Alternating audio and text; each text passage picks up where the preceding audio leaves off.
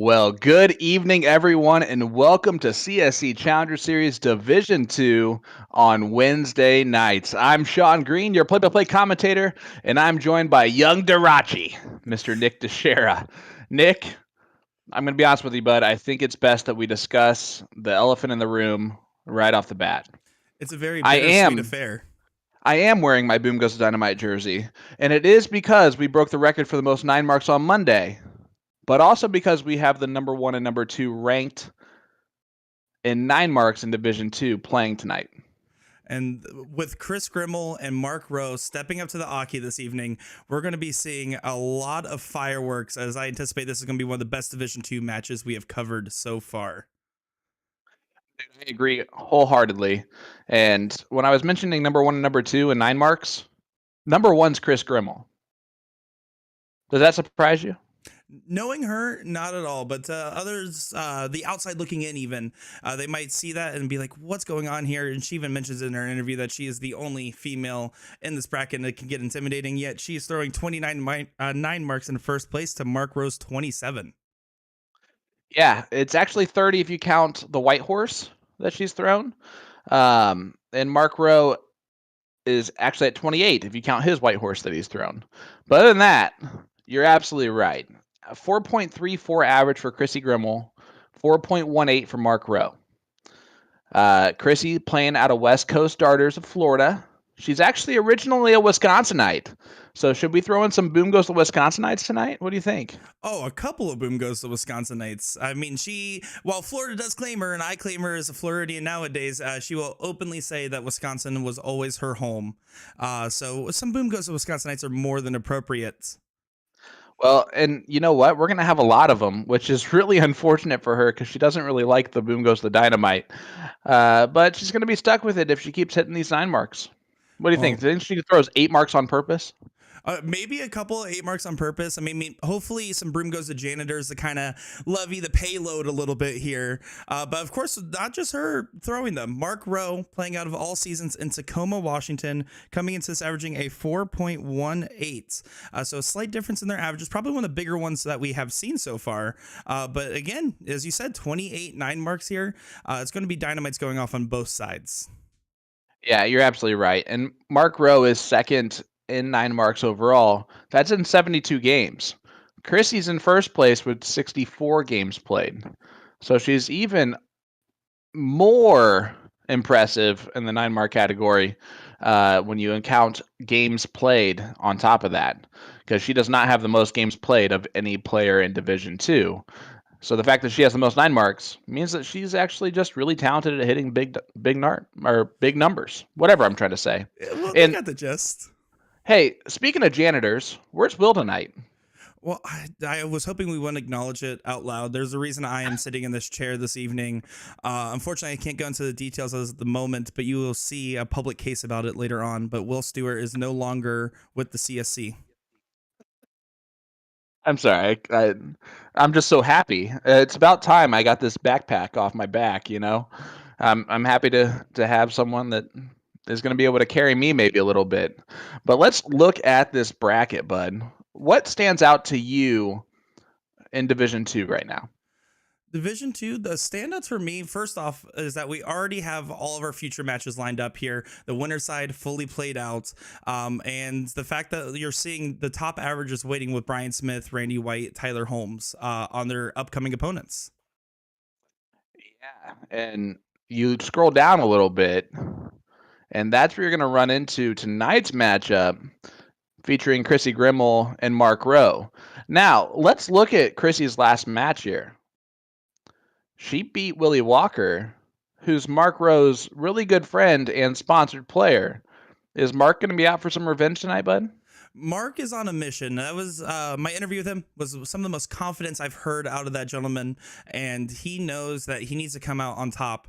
And he even acknowledges Chrissy Grimal's a phenomenal shot, and he knows that he will not be ashamed of himself or even mad if he loses. But that being said, he's not going to go easy. I mean, $225 for the person that leaves today, and the prize money only goes up from here. It does add some pressure. No one wants to go home at this point.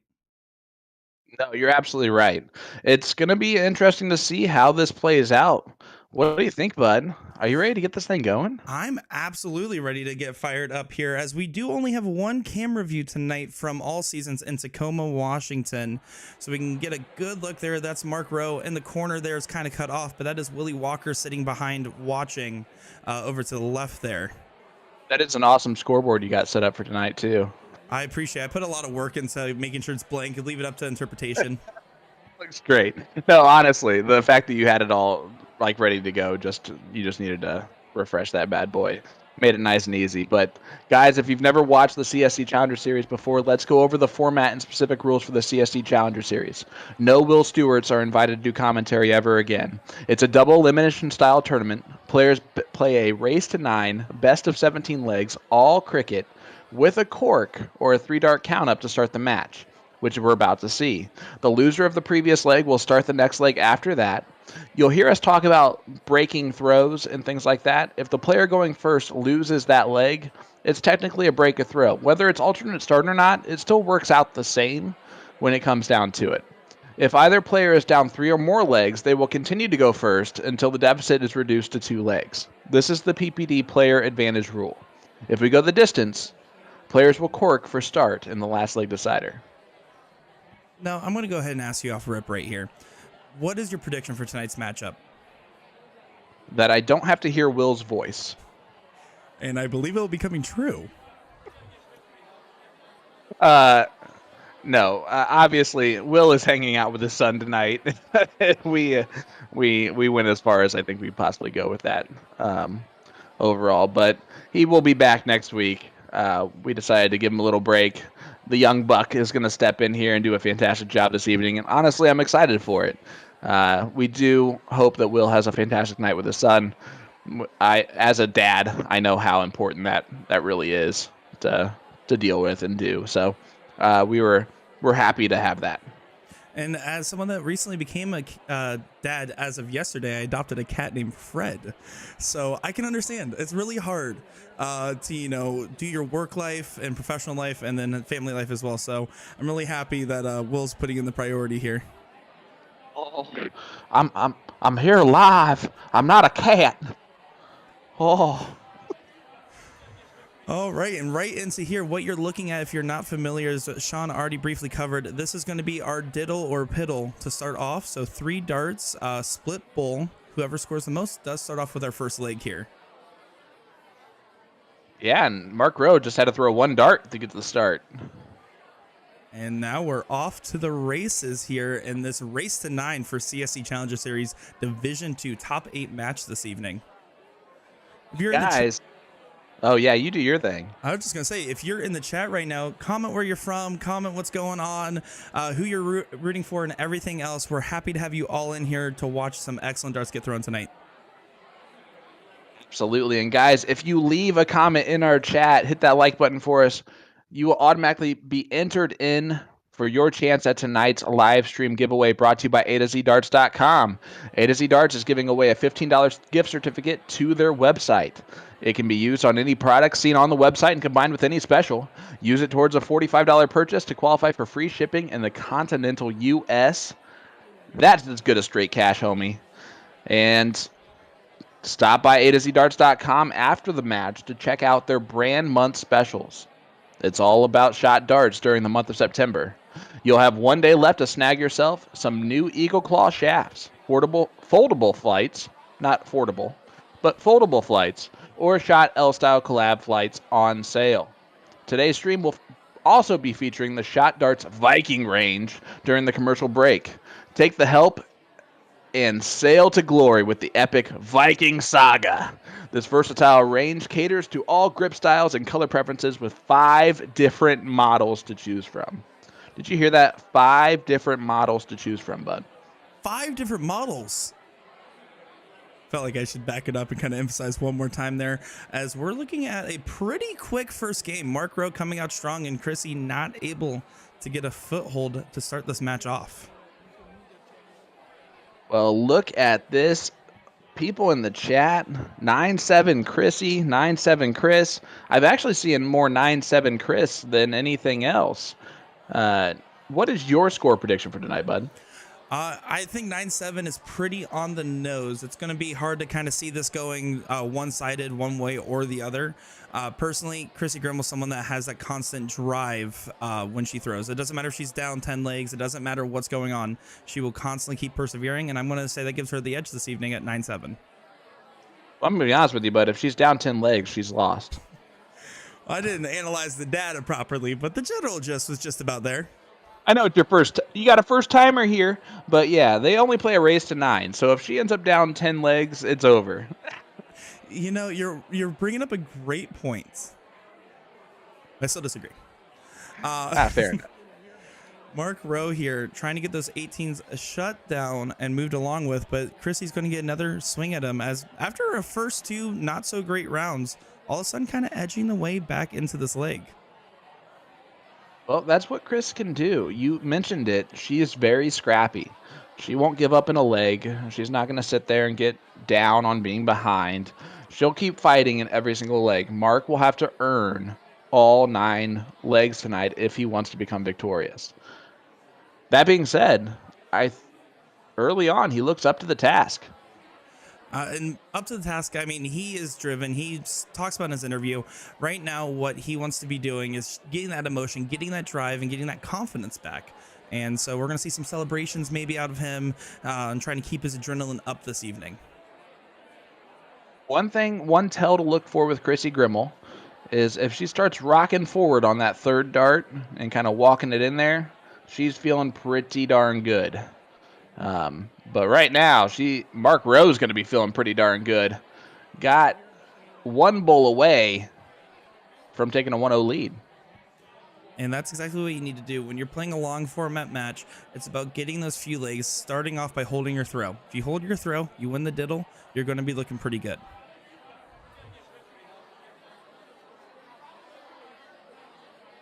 Mark Rowe, 1 bullseye away, and there it is. Leg number 1 goes to Mark. And we are on the board and running. Actually, kind of a interesting fact, and this really has nothing to do with anything overall. Oh, hi, Will. Oh, it's good to see you in the chat, bud. Man, I was so worried. Someone started this hashtag, Will got fired, and I was so concerned. But I'm really happy that was not the case, that was just a lie. And, oh, Chrissy almost gave me a boom goes to dynamite.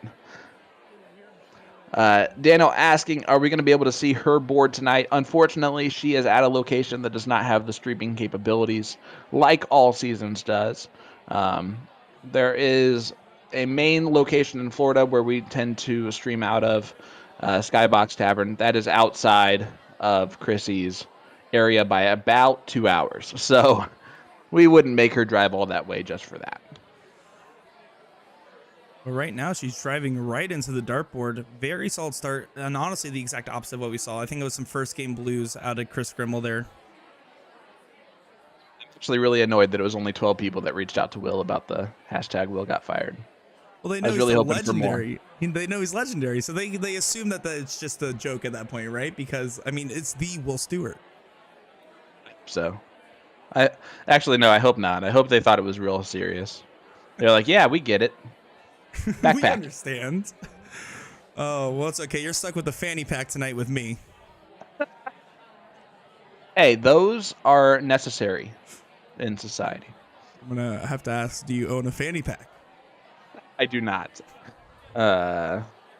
But, you know, I might one day. Jacob Worthy sent us 1,000 stars. Brother, appreciate that. It's one of those guys that's been supporting us since the very beginning, constantly tuning into our streams, almost every single one, if not every single one. And just like many other people, we appreciate all the love and support. It's what makes the show happen, and the reason that Will hasn't actually gotten fired yet alongside Sean and myself. No, we need him. I'll say it. You're just point blank. We need him eventually. But who does not need him right now is Chrissy Grimal, throwing a 5-5 in this leg. Mark having a bit of an off leg. We're seeing it early on against the throw, the players throwing a little bit less than their average, and then when they get on throw, they're throwing a little bit above. That's going to have to change at least once if Chrissy Grimal wants to win this thing. Well, if you're throwing a 5-5 in Division 2, you're looking sharp. You're looking more than sharp. You're looking razor cutting levels, because that's just hard to keep up against at any division. Buddy, you ain't a woofin'. Telling you that right now. Oh yeah, that's 1960s rural Oklahoma slang for you're not kidding. Oh, I'm learning. I'm learning new things. Well, we are starting to read The Outsiders in class, so my favorite novel to teach the kids. And I ain't a woofin'. That you are not, and neither is Chrissy. Oh. And there's the double bowl. 1-1 score line. This thing's got to go the distance, right? I would be surprised if it didn't. Like I said, 9-7 is where I'm putting this one at. But it's going to be a long affair. That's not going to be some quick pan fire games. It's going to be a lot of long drawn out battles. I mean, Mark Rowe has to make up for that difference of that 0.2 in their MPRs. I agree with that to an extent, but I think both players are still so even. 0.2, is that really going to factor in the long frame? You're only gaining a dart every 5 throws. So realistically, that's a very close average. And probably not going to play into Mark's style of play, as there's the first. Boom goes the Wisconsinite for Chrissy Grimal, getting us started. First one of many this evening. And you're right. While it is only 1 dart for every 5 darts, I do think the difference maker is Mark Rowe's worried about keeping his mental strong. And he says he overthinks a lot of things when he's playing. And if you're starting off just a little bit stronger each time, and you're especially starting the legs stronger, that's going to be the difference maker of when you're staying confident and comfortable and when you're not. Absolutely. And look at that. Backs it up with a 7 mark right after. She is off and running, buddy.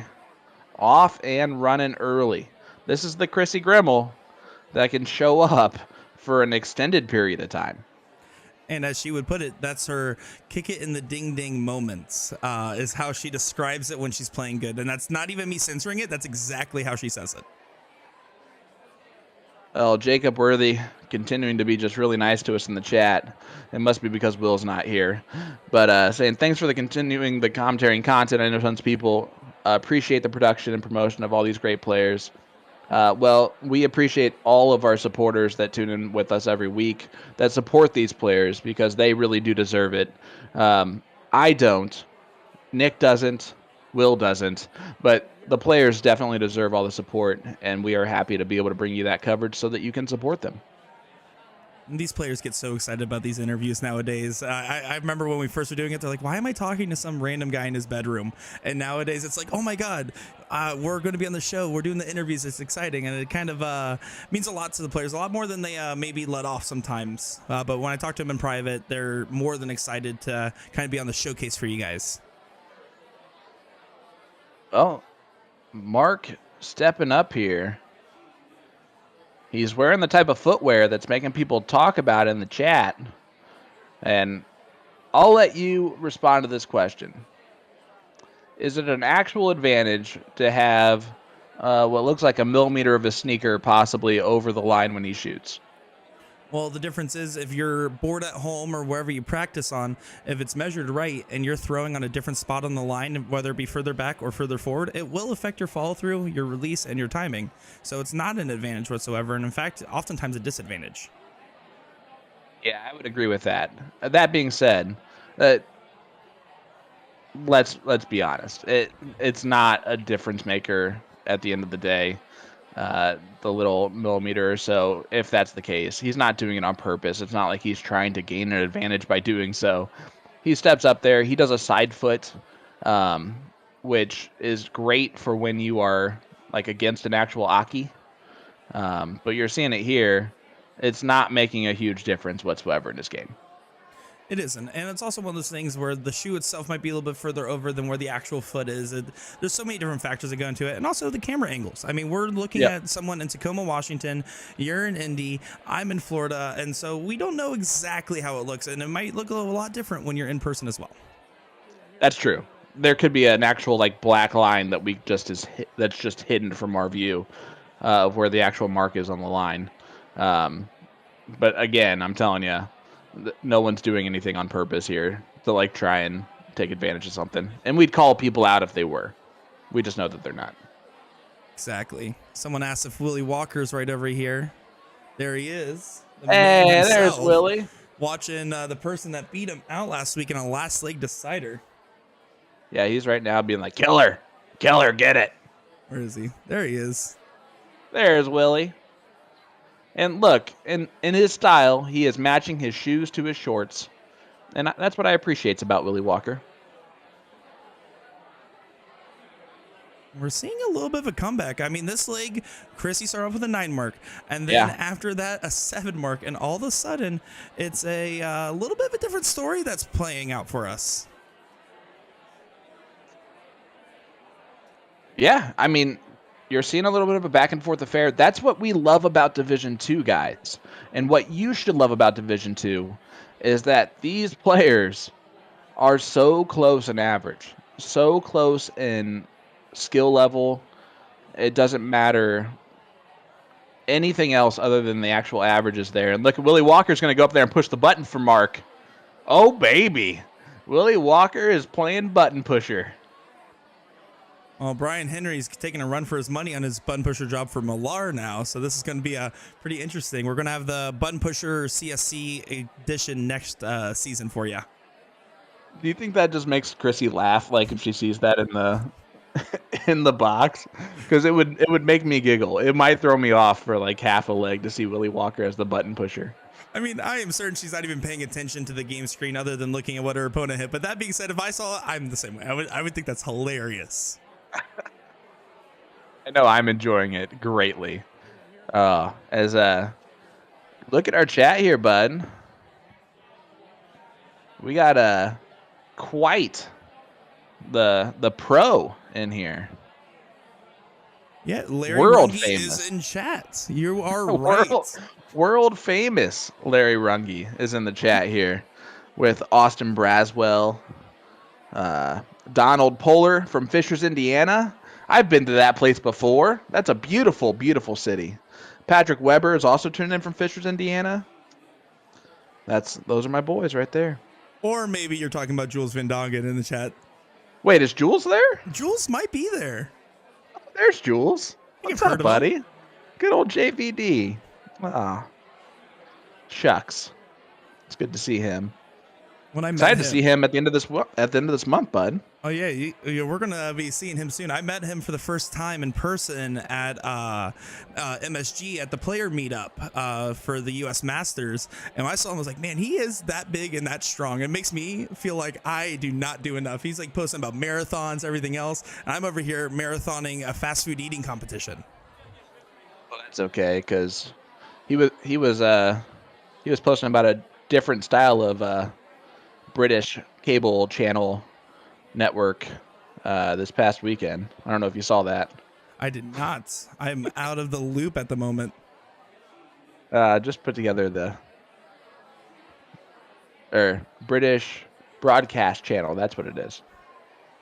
Speaking of, look at Chrissy Grimal with another 9 mark. Bada bing, bada boom goes the dynamite there for her. Amazing stuff. That's her second of the evening. Well, guys, let us know in the chat which is worse, the bada bing, bada boom goes the dynamite, or, just the typical one. I think it gives Broom Goes the Janitor a run for its money. Don't tell Will I said that. Well, I won't tell the janitor if you don't. Sounds good with me. I mean, he's fired anyway, so we're fine. If anything, I'm the janitor because I keep cleaning up his messes. And mine. There's Jules. He's having some fun in there now. Oh, boy. Guys, Mark Rowe's a little bit behind in this leg. Chrissy trying to make this a 2-2 scoreline. And again, you're seeing it chalk with the throw, which we'll see a lot of the times. Brandon Neal. We'll see that a lot of the times, but not every time. So far, we're seeing this not only being chalk, but also being chalk on the players, kind of. It's easy a double 15 from Chrissy Grimal. Fancy. where they're actually averaging above their average with the throw, and then against the throw, not quite averaging their average. It is a factor you see all the time. And also the other thing is a lot of times people play up their game when they know that other people are watching, when they know there's a stream behind it, and that they are going to be rewatching it themselves. It tends to bring out the best in players more often than the worst, unless you're me on the Siege. Well, at least you won one leg. And that'll do it for Chrissy Grimal. Takes it 2-2 scoreline as Willie Walker steps up to the board to push those buttons for Mark Rowe yet again. He just wants to show off his shorts and shoes combination, I'm telling you. He's wearing that Carolina blue. Carolina blue today. All right, and then let's take a look here. Let's try to get a nice, good look at Mark Rowe's throw to start off this leg. Tell me what you see in his form. He actually is a little snatchy with his follow-through. You can tell he's used to just kind of keeping everything kind of tight in there, and he doesn't really allow his arm to freely release towards the dartboard. But that being said, he just threw a 7 mark doing that. So that's not an actual fault in his throw. It's not a typical what you would see from a player of his caliber. And do you agree with that? Yeah, I would. And looking at his arm and everything else when he's throwing, it looks a lot more instead of like the fluidity that you would expect at this level in most people's throw. Instead, you're seeing a little bit more mechanical, a little bit more of like he has to feel those individual stopping points. When you see someone like Chrissy, on the other hand, where it's almost a smooth motion, the stopping points are almost invisible when they're throwing.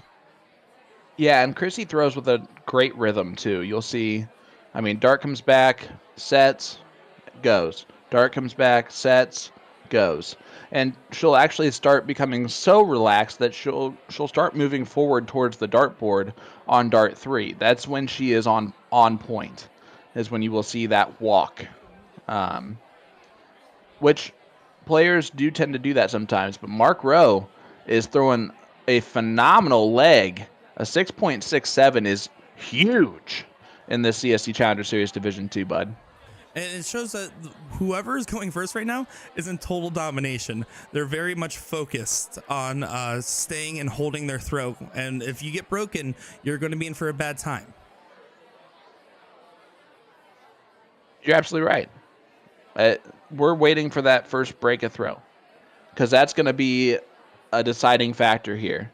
So far, we've seen both Division 2 players be able to throw very well on their own throw, which, to be honest with you, favors both players, because the last leg decider is whoever gets the diddle to start. So technically, neither of these players, even though I've said something earlier that was wrong and no one called me out for it, neither of these players technically have to break a throw at any point in time to win this match. Right, because there is that diddle at the very end. It is impactful if you're used to alternating throw, and all of a sudden at the very end you have to diddle, you have to throw at different segments to make sure you guarantee that point amount. It is a factor that affects how these tiebreakers end up for a lot of players. Well, Mark Rowe takes down game number 5.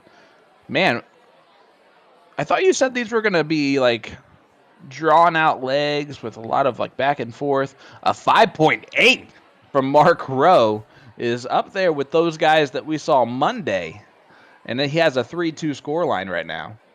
You know, sometimes I get it right, sometimes I get it wrong. But right now, these players are just throwing phenomenal stuff and not getting into point battles. They're going to be opening up other playgrounds. They're going to be going a little bit wider than normal. And they're pressing their advantage when they have it rather than bolstering a bigger point lead. And that's working in, honestly, both their favors right now. Hey, all I'm seeing is Coach Walker trying to give his player the business right now. Like, hey, you keep on this, keep the pedal on the floor, let's dominate this thing, is what I'm pretty sure I just saw him say. I like this comment from Adam Converse in the chat here. It's just like golf. Every swing is unique. Every throw is unique. Shout out to Randy Magneto for putting up a post I happened to see today all about concentration and setting goals. And that really what it is. Every throw is going to be unique. Everybody's going to have different tendencies, different muscle memory even. It's about how you practice and how you're able to do the same thing every time consistently. You're spot on, man. It really is. This game is a game of consistency and keeping a consistent arm motion. It doesn't matter what that arm motion is. If it's consistent and the release is consistent, you're a top level player. It just so happens that more often than not, you'll see a lot of players have similar aspects to their game at the top level. No one's the same. No one will ever be the same in darts. And there's always outliers to that. I mean, Look Matt at Graff. Mincer Soljovic is same level. Yep. Yep, basically the same guy, honestly. I know. You're telling me. That's good stuff. Yeah, Ram Rivera's in the chat here saying good match going. There's a lot of top level players that are watching along tonight because they know how good of a juicy matchup this is. We have the #1 female player for PPD ratings, Chrissy Grimal, who, quite frankly, is really rolling through Division 2 for the most part. Yeah, she's on the loser side, but #1 in 9 marks. She's still in the top 6 in average. She's here to play, and she's here to win this thing, and she very well could. And she, unfortunately, is running up against a tough test of Mark Rowe, who also can win this thing. It's really hard. When we were picking at the beginning of the season some of our favorites, you picked famously Scott Hanish, which no. Don't let me relive that mistake. I'll never do that one again. But even Willie Walker was another one we picked as one of our favorites. Chrissy Grimal was one of those as well. But it's so hard to know who's going to be the best when the spread is this tight, and knowing that all these players have earned their spot for a reason. Hands down. And that's also the beauty of PPD's rating system, is that you can literally see at all times why people are picked for what they're picked for, who qualifies for what. They're about as transparent as I've seen from anyone overall, which is a good thing. It's nice to not have questions asked for stuff. Well, you know who's not asking a question right now is Chrissy Grimal, starting to get control of this leg again as Mark's kind of cooling off a little bit and Chrissy's heating up. They're both averaging a 5-0. It's 6 rounds in. And this is more of the battles I was kind of expecting to see from these players. I think they're getting a little bit more comfortable, a little less nervy, and it's adding to their consistency. I don't know if you saw Ram's comment. He says, I'm just on to see Willie Walker as a button pusher. Oh, no. Oh, boy. This is going to get great. Oh, poor Willie Walker, the most interviewed player in the CSC history. He still holds that record for the just so everyone knows. Well, then we'll have to get him on for an interview for button pushing. Just let him know. We should have interviewed him separately tonight. That's Nick's fault. He apologizes. He should have interviewed the button pusher as well, just to get his, behind the scenes look. Maybe we'll have that for you for next week. And honestly, it's a lack of foresight from me. I mean, I just figured the Willie Walker of CSC notoriety or the Wally Walters of Mike Maloney's notoriety. I didn't know he was going to be pushing buttons, and now we're here, and that's really the content we came to see. It is. We're going to see a great match, but we're also going to get some great content. And if it's the stride and gait of Willie Walker, then we're all for it. He makes those hey dudes look great. Speaking of which, tonight's stream is sponsored by no, it's not. A2ZDarts.com. If you leave a comment in our chat, hit that like button for us. You are automatically entered for your chance to win tonight's giveaway, which is a $15 gift certificate to A2ZDarts.com. It is good for any purchase on their website. It can be combined with any special. And if you spend $45 or more, you qualify for free shipping. It's that easy, guys. Just leave a comment in our chat. Let us know where you're tuning in from, who you got in this one, how many 9 marks are we going to see tonight. So far. But I think that's going to get a lot bigger and better as this match goes on. This is #1 and #2 in 9 marks for Division 2 of the CSC Challenger Series, doing battle here on this dartboard. And battling they are. I mean, we're at round 10. We're halfway through this individual leg, 600 to 572 points, and making a stand at the 16s Mark Rowe is. But Chrissy does shut him down here. Hits a And wonderful bye Miss American Pie to all those wedges. I know that song, for the record. Yeah, you're an old soul. I understand. Oh, thank you. Who sings it? Don McLean. Oh, dear Lord. That's Don't Worry, Be Happy. And yes, I actually did know that. That was really good. That was impressive. Mr. Guthrie sings that song. But Chrissy Grimal, went for the double bull. No outshot for Mark Rowe here, though, so she will get another attempt at it, but it might not be a good, pretty board situation at that point. William Vollmer, good old Billiam, says, Nick DeShera and Sean Green, that was a dirty way to do Will Stewart at the beginning of the show, but I like it. LOL, good job. And that's what we're here for. That's the type of stuff we're here for. That's why we like you, Mr. Vollmer. Yeah, thank you, and we appreciate it. It's a big chair to fill. But there we go. Speaking of big chairs to fill, another good win there from Chrissy Grimal, making it back to 3-3. Let's see who gets the lead here going into our break.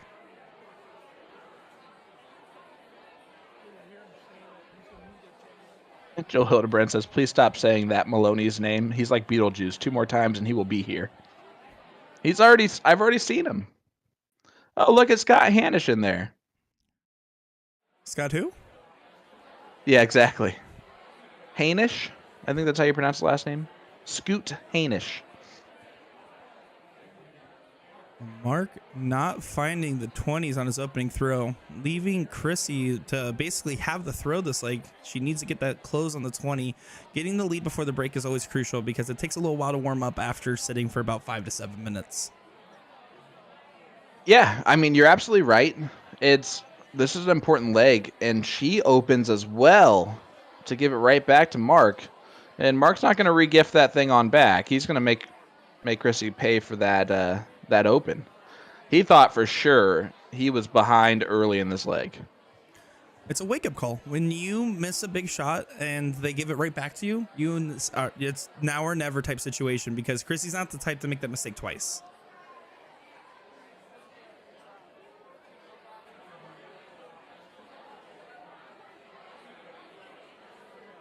Mark here does have the point lead, opts to go up, increases lead a little bit, knowing that he has 2 marks on that 20, and decides to save there all 3, bolster it up a little bit. I mean, we're talking 123 point difference here, so Chrissy does need to get a 7 mark now to get ahead.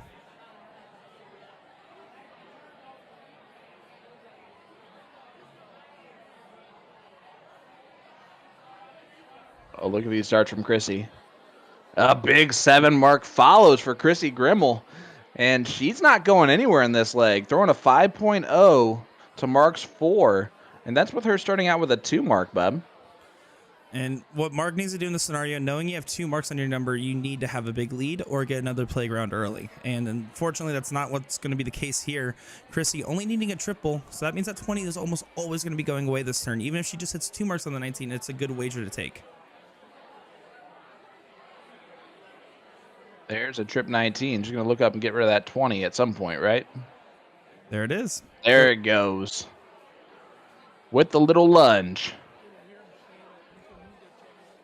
And now Mark here in a little bit more of a tricky scenario. Still within 9 mark range, right? So if he hits a 9 mark, trip 18, trip 18, trip 19, he could still get himself back in. But of course, that is not what we're seeing here. 5 mark does help close that gap, but now Chrissy's in clear control.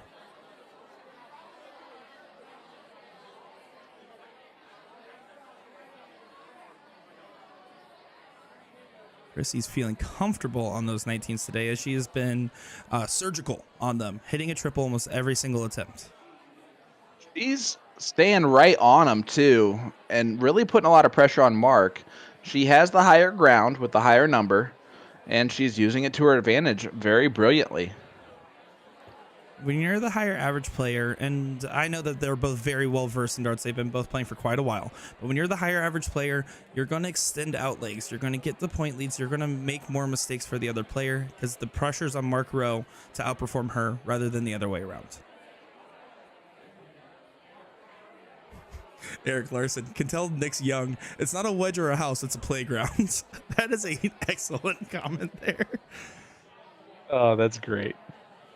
That's Did you call it a playground earlier? I call them playgrounds all the time. That's my like go-to terminology.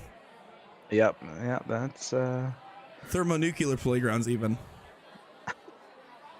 Well, those probably have a lot of dynamite on them, as we see a 7 mark there from Mark Rowe. Trying to get back into it. Got the point lead back.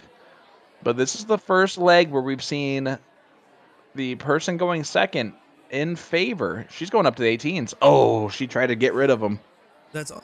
I don't like that shot. If you hit the trip 19 in the first start, you can take that risk, right? But knowing that if a single doesn't help you at all there, it's a pointless single. Nick Yeast asking, is this winner side or loser side of the bracket? This is the loser side. The loser of this will be out of the CSC Challenger Series. As Mark's giving a little fire. I like it. He said he was going to, and he's fulfilling his promise. He wants to kind of just let it out, not be super quiet, not be anything. He actually said he appreciated Jeremiah Millar's post, and honestly took a lot from it, knowing that he wants to kind of let that energy out and use that adrenaline to his advantage rather than trying to keep it bottled up almost. Hey, you know what? I loved Jeremiah's post too. And what I loved the most about it is all the positivity that was posted publicly there. Apparently, I'm going to guess, got a couple of negative feedback things for it, which I don't really understand. He was never disrespectful. It was really just to hype up the crowd that was around him. And honestly, I wanted to be in that environment. You know what I'm saying? Like, that's how I know I like it, is because I wanted to be sitting behind Jeremiah, enjoying the darts with everyone else. Do you agree with that? Absolutely. And I mean, even Millar said it in our player chat after, when the good games got put in the chat and the good shooting from everybody was talked about. Boom goes the dynamite for Mark Rowe. What a time. But as like we were talking in the chat, he said, I mentioned that it was our most viewed stream that we had on Monday with him playing against Leonard Gates, and that they broke the record for 9 marks, and that helped. He even said, like, that's what I wanted to hear. That makes this feel a little bit better, because he really is not playing just for himself, but also he wanted everybody watching to have a good time. And they did. If you joined us on Monday, hopefully you agree with that it was quite a good time. I know the three of us, I mean, it's nights like that we're doing commentary where we realize just how lucky we are to have the jobs that we do. That we got to, like, get money to do something that we were going to do anyway. You just have to hear our voices alongside it. Sorry about that part. Well, it's funny that you say that, because my dad was like, he watched the stream back yesterday because he didn't watch it live, and he like called me. He's like, that match was amazing. It was really fun to watch. He's like, and I watched it on mute the whole time because the captions were on point. And I'm like, what? Wait a second. Hold on. You're missing a core component. He's like, yeah, you know, it's just a little bit easier. So that's my dad, everybody. But thanks for the love and support. The second best Dominic in darts. That is exactly right, now that I know that. Chrissy here getting the point lead a little bit further, and now to shut down the 15s here. Clinical there they go. Precision. Yeah, 99-point lead. Wait. Mm-hmm. Yep, 99-point lead. I'm just kidding. 1 point. Never know. That's true. As Mark's going to go right at the 16s. Needs to fill them up just to get close to that number. Not going to do so. So Chrissy has free reign here to maybe point the 19s first start, which she might do before heading over to the 16s. There she goes. Playing nice and safe, knowing that getting the leg secured is more important than trying to finish it early. And that's really what it is. Sometimes we get overzealous in our confidence when we're at the line. We go for shots that we shouldn't be going for, because at this point, a couple extra points, even if it may be frustrating for the other guy, is really always a correct decision. And even There's throw trip 16s there. Gets him a little bit closer, but Chrissy extending the lead is all she's doing. Now up 50. Big celebration there from Mark Rowe. A little whoop-ah, try to get it loose, whatever it may be. I think that was an exasperated, maybe like, I'm going to throw the dart into the ceiling type of move.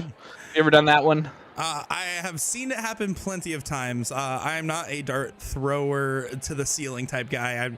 I try to treat him with respect. But I think he's also just trying to get some of that frustration out. He's trying to do whatever he can do. When you're playing a remote tournament at your home bar, you're kind of free to walk around a little bit more, step outside the box, as they say. Yeah, absolutely. The box is not a real thing, by the way. As a single 16 there, doesn't get quite the point lead. He was frustrated after that first start because it registered a single 11, and there's no way that he was 2 wedges up on the 16 there on the first start. So that had to hit a wire and kick up into it, which you know that it probably didn't actually hit the 16. It probably hit a wire and did that, but it still leaves a sour taste in your mouth as a player to see it register something ridiculous, you know? The famous question marks, I understand all too well, especially when you know you threw that dart well, and with players of these caliber, they don't miss like that. It's unfortunately just one of the things that comes with the game of soft tip.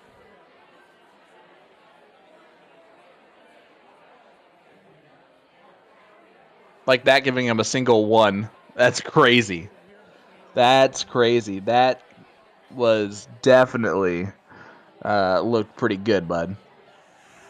I will say that I think this is a key time where I think Mark Rowe getting this break right here, even if Chrissy does get the win, having a nice clean reset, kind of get some separation in time between what's going on right now with the board misregistering, will kind of help him get back some composure almost and some confidence, because right now it's something that's like you can see the blood boiling almost.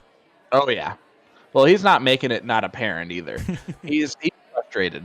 The hard luck that he the company that he owns with his wife, he's having some hard luck on this dartboard currently. As Chrissy does take out that leg, takes advantage of the breaks, so to speak, in that leg, and breaks the throw, takes a 4-3 lead. That being said, Mark still does not have to break Kris at any point in time to win this match. If this continues on this streak with Mark going first next, he still can get to 8-8 and have that tie break. But woo, they are throwing some fire darts early, bud. We're seeing them both above their average for every winning legs thus far. And I expect to see a lot more of it, as neither one wants to go home finishing top 8. These people are looking for first and nothing else. Oh, absolutely. They don't. I mean, they care about this match because it leads to the next match, but both these 2 players really want that top prize, $2,500 to first place. Aaron Ham right now sitting in the best spot to do so. New York native, sitting on the king seat, but Chrissy would like to turn that into a queen seat if she could by the end of this thing.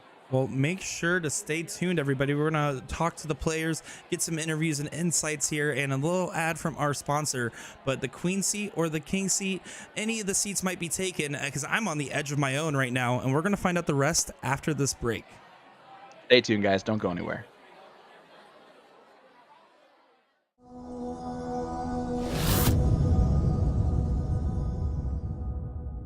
My name is Mark Rowe. I play out of All Season Sports Bar in Parkland, Washington, and my vendor is WWDL.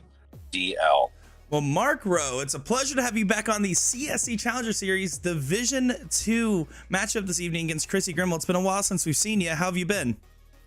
I've been pretty good. For those that are watching you for the first time that might not be as familiar with you, can you tell me a little bit about your dart history and just what got you into the sport of darts? It's kind of actually a funny story how I got into darts. A buddy of mine, I was going through a divorce at the time, and a buddy of mine was trying to just keep me active because I was struggling with the divorce. And he was a motorcycle racing buddy of mine, and he came home with a set of darts. He's like, "Hey, can you play darts?" I'm like, "No, but I probably could beat you." So it turned into a dart career. Tonight you are playing Kris Grimal, and one of the higher average shots in this bracket. What's your mentality going into tonight's match, and what's your key to success? I've been trying not to think about it. I'm a very mental player. And people that know me very well know that I'm probably too mental. Like, I think about it too much. So I'm trying not to think about it because she's a phenomenal shot. Easily could just smoke me today. So I'm just going to try and stay in the moment, throw smart darts, and have fun. You know, I mean, if she beats me, then she beats me. If I beat her, that's awesome. But there's no shame in however this turns out. If she whoops me, there's no shame in it because she's a phenomenal shot. And is there anything you want to say to your friends, fans, family, or anybody else watching along? Definitely want to say hi to my mom and dad. My mom and dad are down in Florida. Unfortunately, since they live, I'm about as far away from them as you can get on the continental United States anyways. So I want to say hi to them because I'm sure they probably won't watch it tonight because they'll probably be in bed, but they'll watch it tomorrow. Just want to say I'm going to try my best. I'd like to thank my sponsors. I'd like to thank my wife because she puts up with a lot of BS with me playing a lot of darts. My sponsors are obviously Hard Luck Darts. I'd like to thank Monster Apparel and L Style. So that's about it. Hopefully it's a good show for everybody and everybody enjoys it. Well, I know everybody's going to have a great time watching this bout go down at the Aki. And honestly, we just wish you nothing but the best of luck. I'm Mark Rowe, and you're watching the CSC Challenger Series.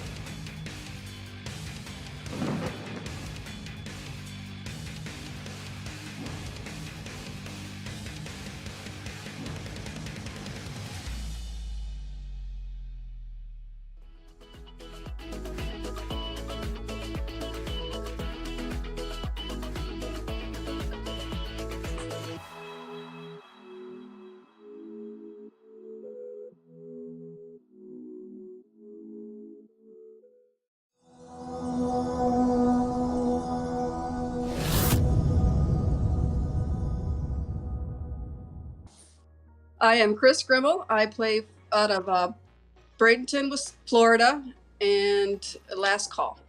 Go Starters. Well, Kris Grimal, welcome to the CSC Challenger Series. Finally getting you on the mic for an interview here. Long time coming, and I've been looking forward to it. How have you been? I've been fantastic. Well, it's fantastic to have you on here. And so for a lot of people that are just seeing your face for the first time, can you give me a little bit of background on your dart history and kind of how you got into the game of darts? Actually, it was my sister, Lori. She needed a sub for one of her team members, Trina Reed from Wisconsin. And so I filled in for her, and the rest is kind of history. Well, that being said, you have done some amazing things in your dart career since. You've won some big titles at TOC and amongst a myriad of other accomplishments. So you're one of the most well-versed players in this tournament. And we even saw that in the first week. You played Mario Serra week 1. You're playing out of Thirsties in Texas. Can you tell me a little bit about how that match was for you? Well, it was challenging because everything was new, but there was a crowd there that they welcomed me with open arms. They're like, "Yeah, come on in," and it was very welcoming, and it felt like home. Well, and then after that, I mean, you felt great. The darts were flying straight. Afterwards, you wanted to play Mike Scarborough, then Tyler Holmes. But the match I'm also interested in is Willie Walker and you played last week. How was that match? That was pretty intense, actually, because it came down to the very last game, the very last dart, and it was like do or die for either one of us. So it was neck and neck the whole way. Well, I mean, you two are probably two of the favorites that were in this bracket, so that makes sense that it was a high octane affair, and I can only imagine what that would have looked like. Now, tonight, you're playing Mark Rowe. What are you doing, like, kind of prepare yourself for tonight's match? Like, what's your mentality going into tonight? I'm not gonna lie, I'm kind of nervous. You know, it's always weird being the only girl up in this area, so it's, you know, sometimes it's nerve-wracking and your head can get away with you if you don't keep it in check. Well, that being said, you being the only girl in a big bracket has never stopped you before, and I don't think it'll stop you again. That being said, is there anything you want to say to your friends, fans, family, or anybody else that'll be watching the broadcast tonight? I appreciate all your support and all your words of encouragement. It's much appreciated and much loved. Well, much love to you as well, Kris Grimal. We're really excited to see you step up to the Aki tonight on the CSC Challenger Series against Mark Rowe, and nothing but the best of luck to you, my friend. This is Kris Grimal, and you are watching the CSC Challenge Series.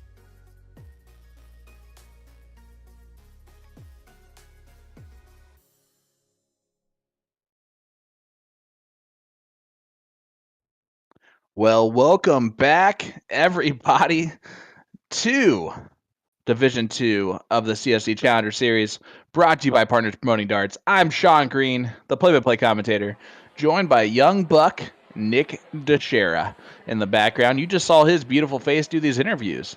Buddy, great job. You got the white whale.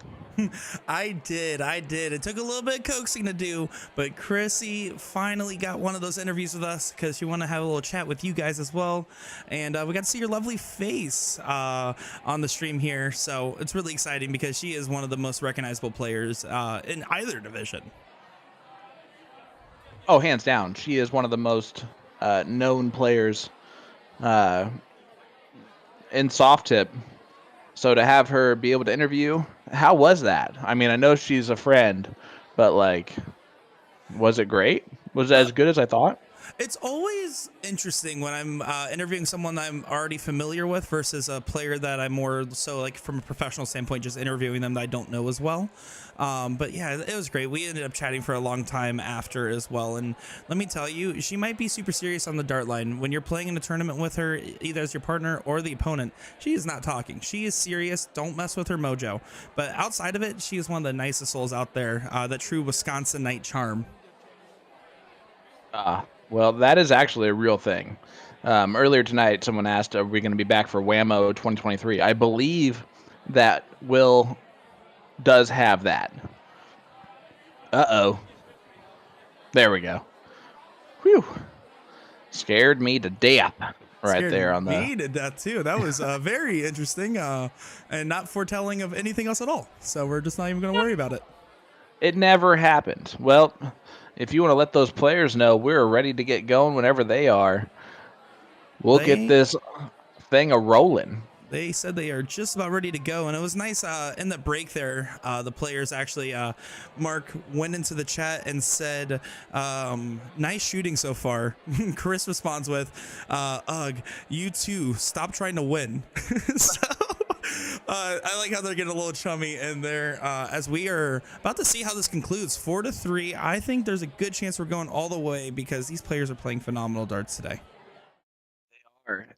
The one thing to watch for, because as much as I like raw emotion and everything, will Mark start to get a little negative? We saw that at the end in leg number 7, and he deserved every right to be. He was getting frustrated because his darts were not registering the right way. But if that continues, will we see that start to seep in and make this a little bit more of an extended lead for Chrissy? That's the one thing I'm going to say that I'm a little bit worried about. Everything else I've seen has been really aiming towards last leg decider.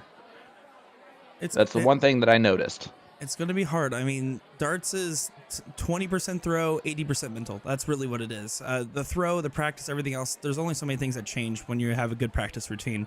That mentality of gunning for it, even when you're behind, having a bad shot and when shaking it off, that's the real game changers. And you're exactly right. That is one of the more concerning parts that we're seeing out of Mark Rowe, but also maybe one of his big motivators too. So we'll see how that plays out for him tonight.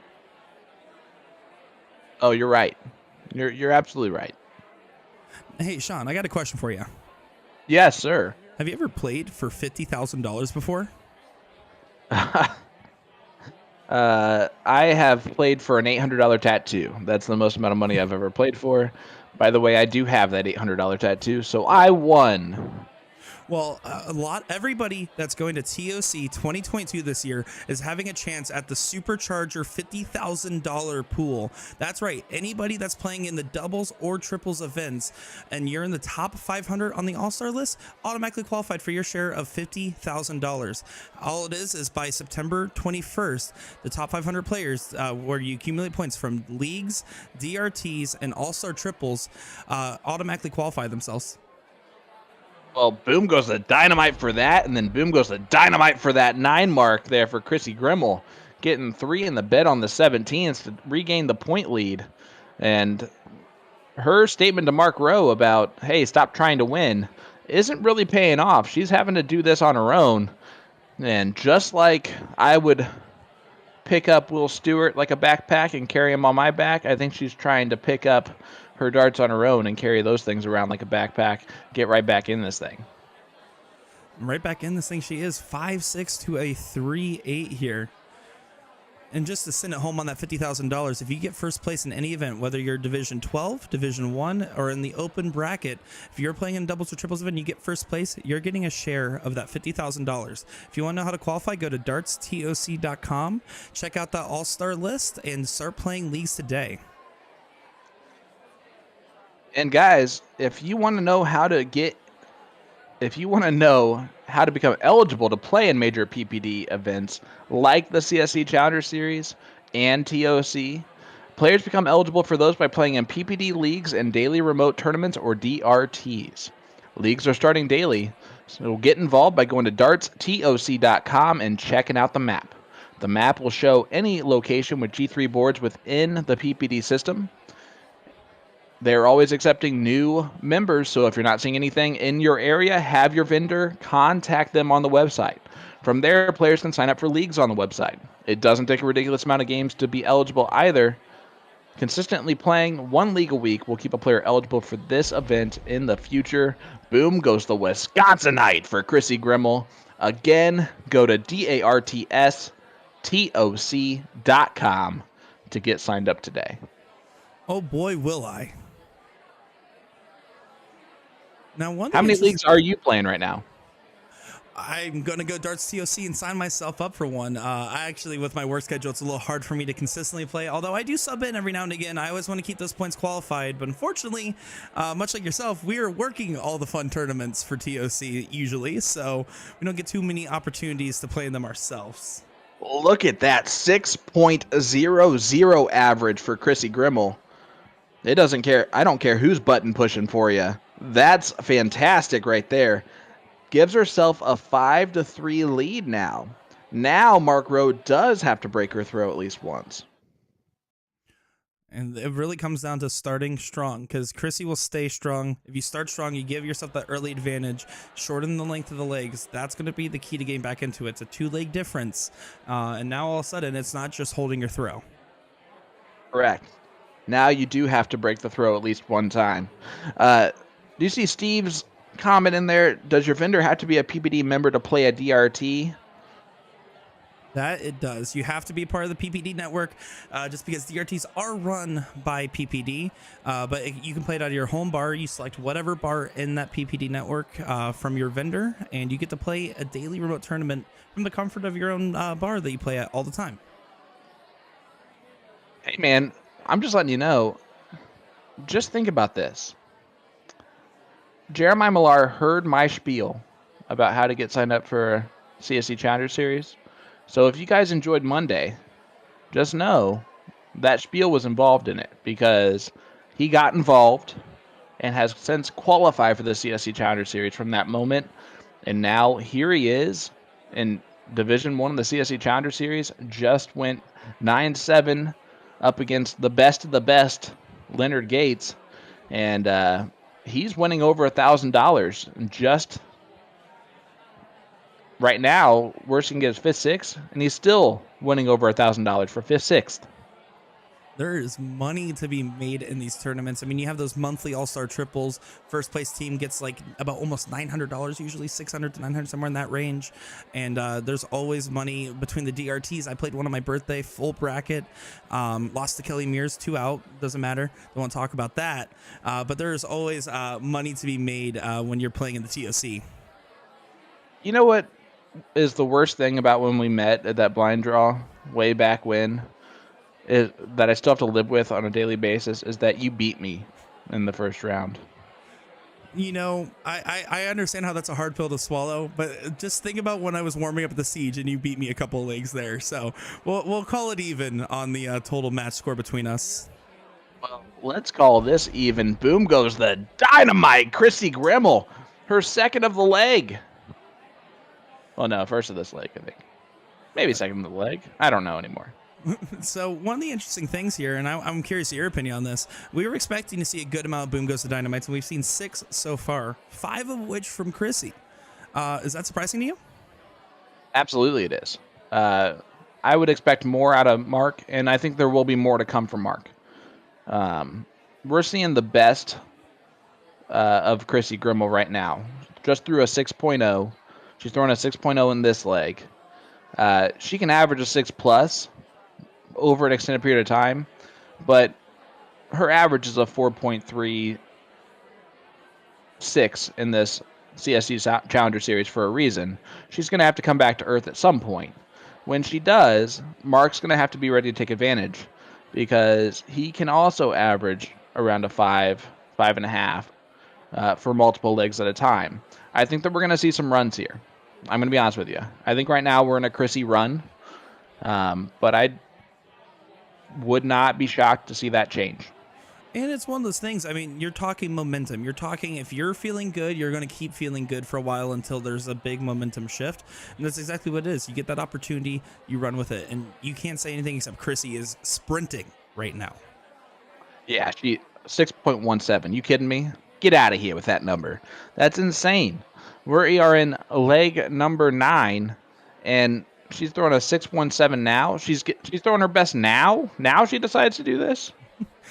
As she says, she's a little bit of a slow starter sometimes, but once she gets that look in her eye, once there's blood in the water, she is swimming up and biting at the opponent because there's no stopping Chrissy when she's like that unless you're just plain out shooting her. Well, look at that. 7 mark for Mark Rowe. And now he took a 1-point lead, still way down on wedges. And Kris is going to look and take a stab at the 15s on dart number 3. Not going to hit it. Only a 3 mark there.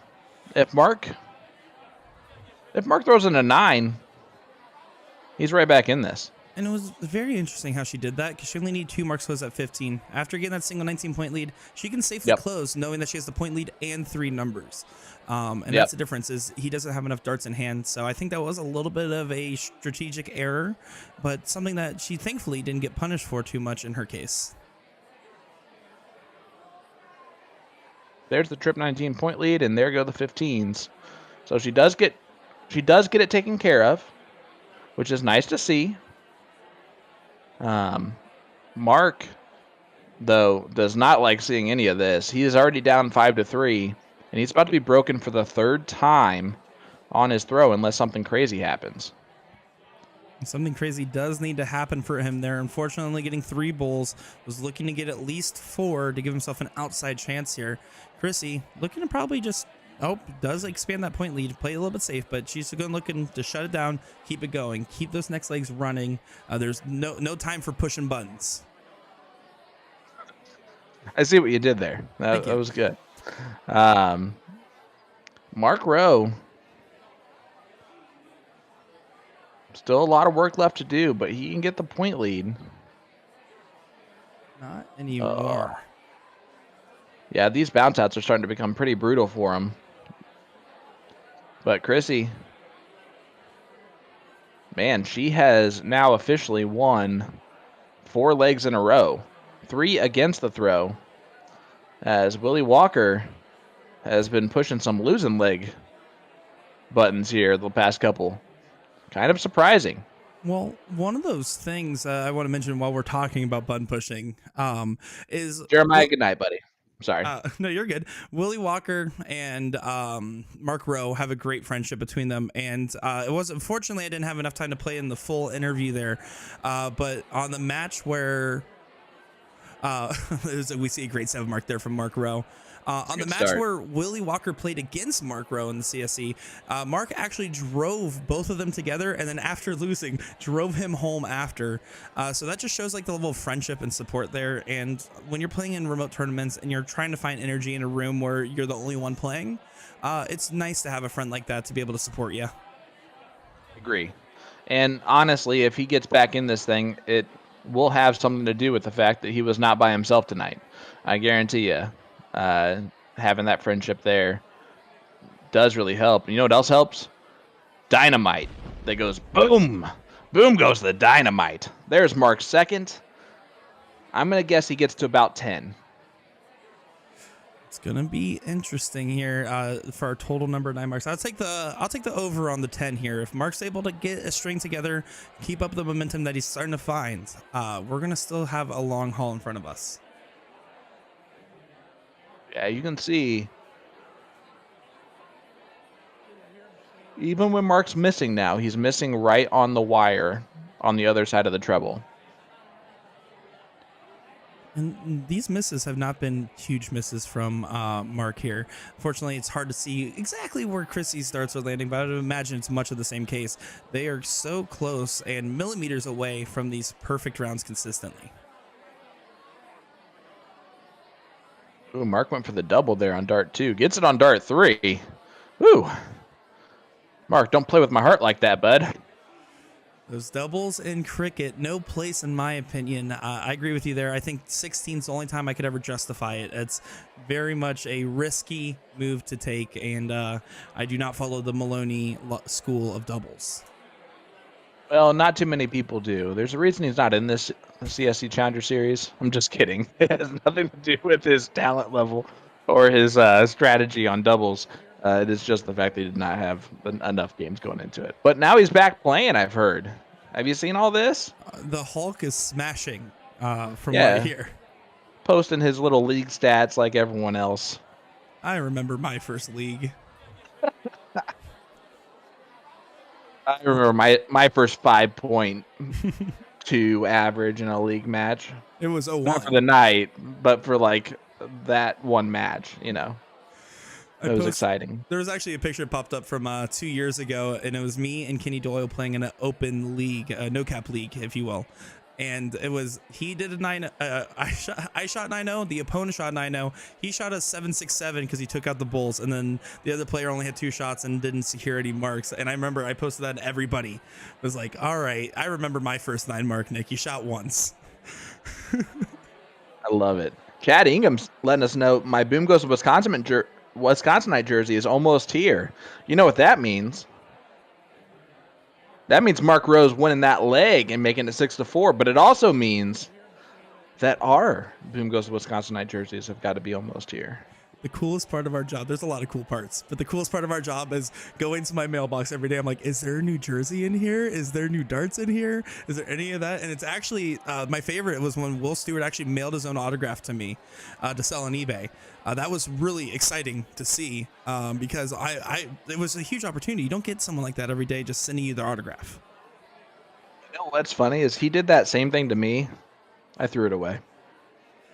Oh no, you increased the value of it by doing so. I thought it was the best business move, you know? Oh, you know, he did a great run. Honestly, he did a great run in the commentary booth. See, Brian Matthews said he almost pressed the button. He almost didn't let Willie do his job. There's a little confusion from the players there on who was starting first, but they got it figured out.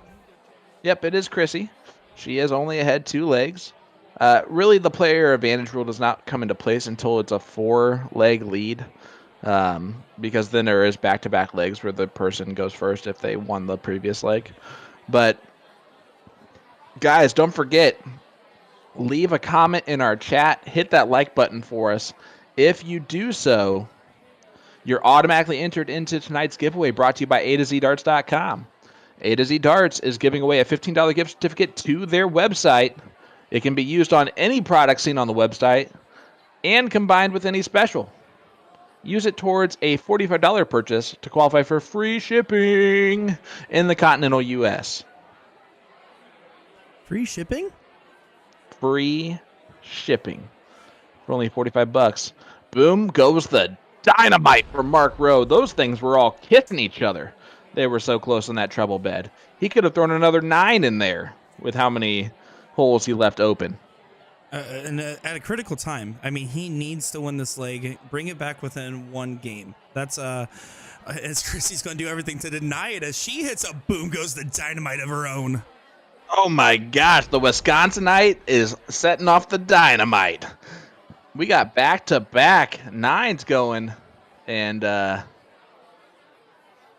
here we are again on my own, going down the only road I've ever known, and that is a road with a lot of dynamite in Division 2 here of the CSC Challenger Series. I love the Beatles. Just kidding. I know who that's not by the Beatles. Got it. Oh boy. Oh boy. Oh boy, indeed. Mark Rowe, averaging a 5.67 here, is down far in points to Chrissy's 6-0. Needs to just be staying downstairs, decreasing that gap, because whoever gets that first close and wins this point battle is going to be a big favorite in this leg.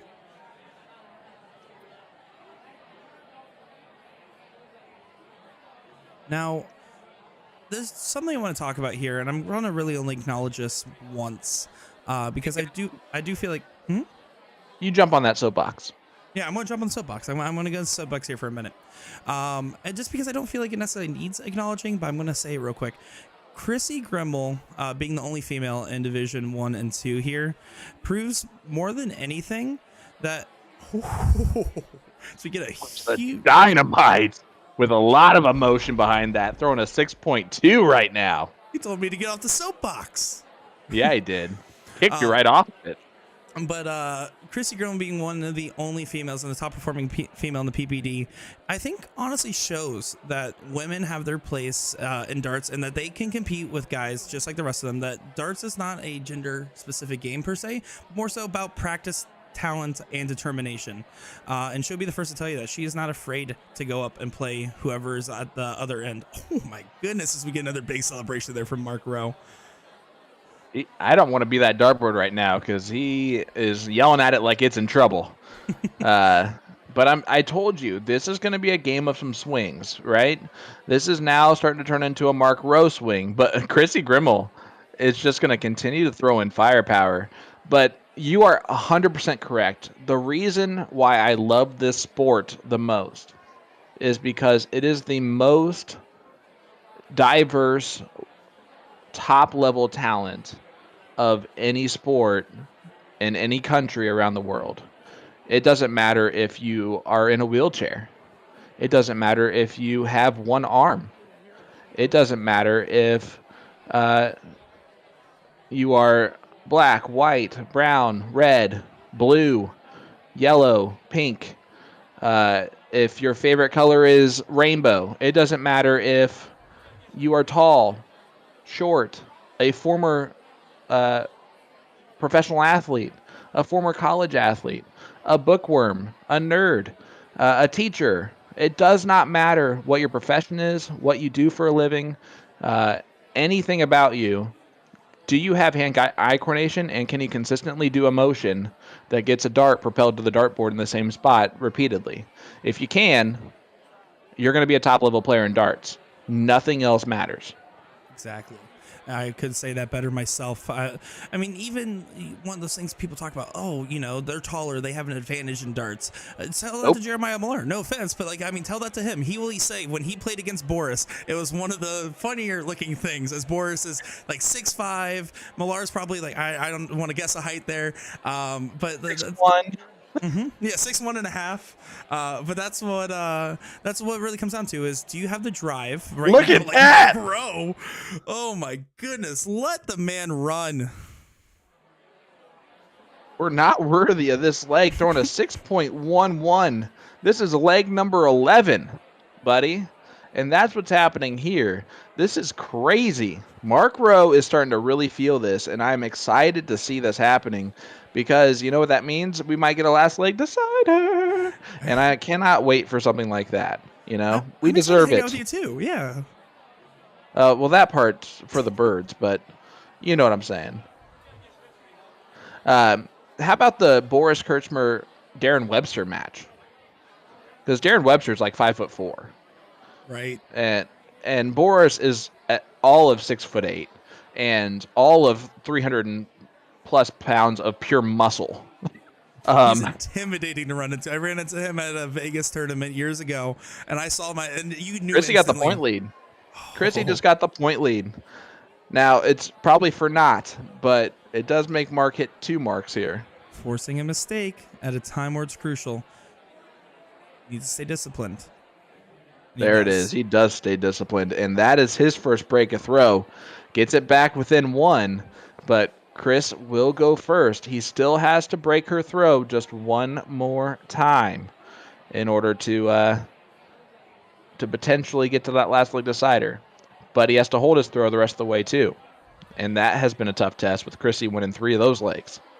I wouldn't feel great. I would feel terrified to be playing either one of these people right now because you can tell they don't want to go home. They got a lot. Not even that they have a lot to prove, but they want to anyways. They're going to go up there and they're going to show their best form right now at a time where it matters. Unless Chrissy's listening to me right now, then I jinxed her and I'm sorry. Well, Chrissy starts off with her worst start of the evening, a 1 mark after young Buck Nixera just said that she was going to have her best. Mark's going to take advantage of that, though. Look at this. Oh, only a 3. And he's not happy with it. Kind of gives a board a gesture there of like a, really? That's what you're going to do? Chrissy is going to be smart about it, though, and move down to the 19s. When you have the 20s like that, I see this all the time where people see that there's no points and they decide to close the 20s first. Why is that the wrong move, bud? It's the wrong move because it's still putting you going second in the leg. If you spend 2 darts and you don't get an open, it's going to put you behind. And there's no other way to say that. The only time you're ever going to close in a scenario like that is if you're a significantly lower average player than the person you're playing against and you're trying to shorten the game. Otherwise, you're going to get that point lead first before making an aggressive move like that. Well, Chrissy moved up to the 20s there to try and close them after getting the point lead. And I agree with you. You don't want to start chasing your opponent around the board. And you see that from a lot of newer players, a lot of players that haven't been playing for very often or for very long, as we don't see that very often from those players. Boom goes the dynamite for Mark Rowe. Gets 9 of them in there, and we're at 11. Woo! We are heating up quickly on those 9s, and that is what these 2 players can do. I'm surprised we didn't see one there from Chrissy, to be quite honest with you. Throws in a 7, though. But, yeah, you definitely don't want to follow your opponent, and a lot of players see points as not as important. Points is the only thing that matters in cricket. You cannot lose a leg of cricket if you have more points than your opponent. And a lot of players get a little bit upset at players overpointing or what they consider overpointing. This is Cricket 200. There's a reason you can get to 200. That's exactly the point. There's no shame in having a point lead. Right now, the 20s are... No, she stays down. And it goes to Wisconsinite, but I'm not happy about it. I don't know if she did a miscalculation or if she just didn't want to stay within a 7 mark. Because, of course, I mean, she closes with only a 5-point lead, then a 7 mark snaps right back. But that's a risky take.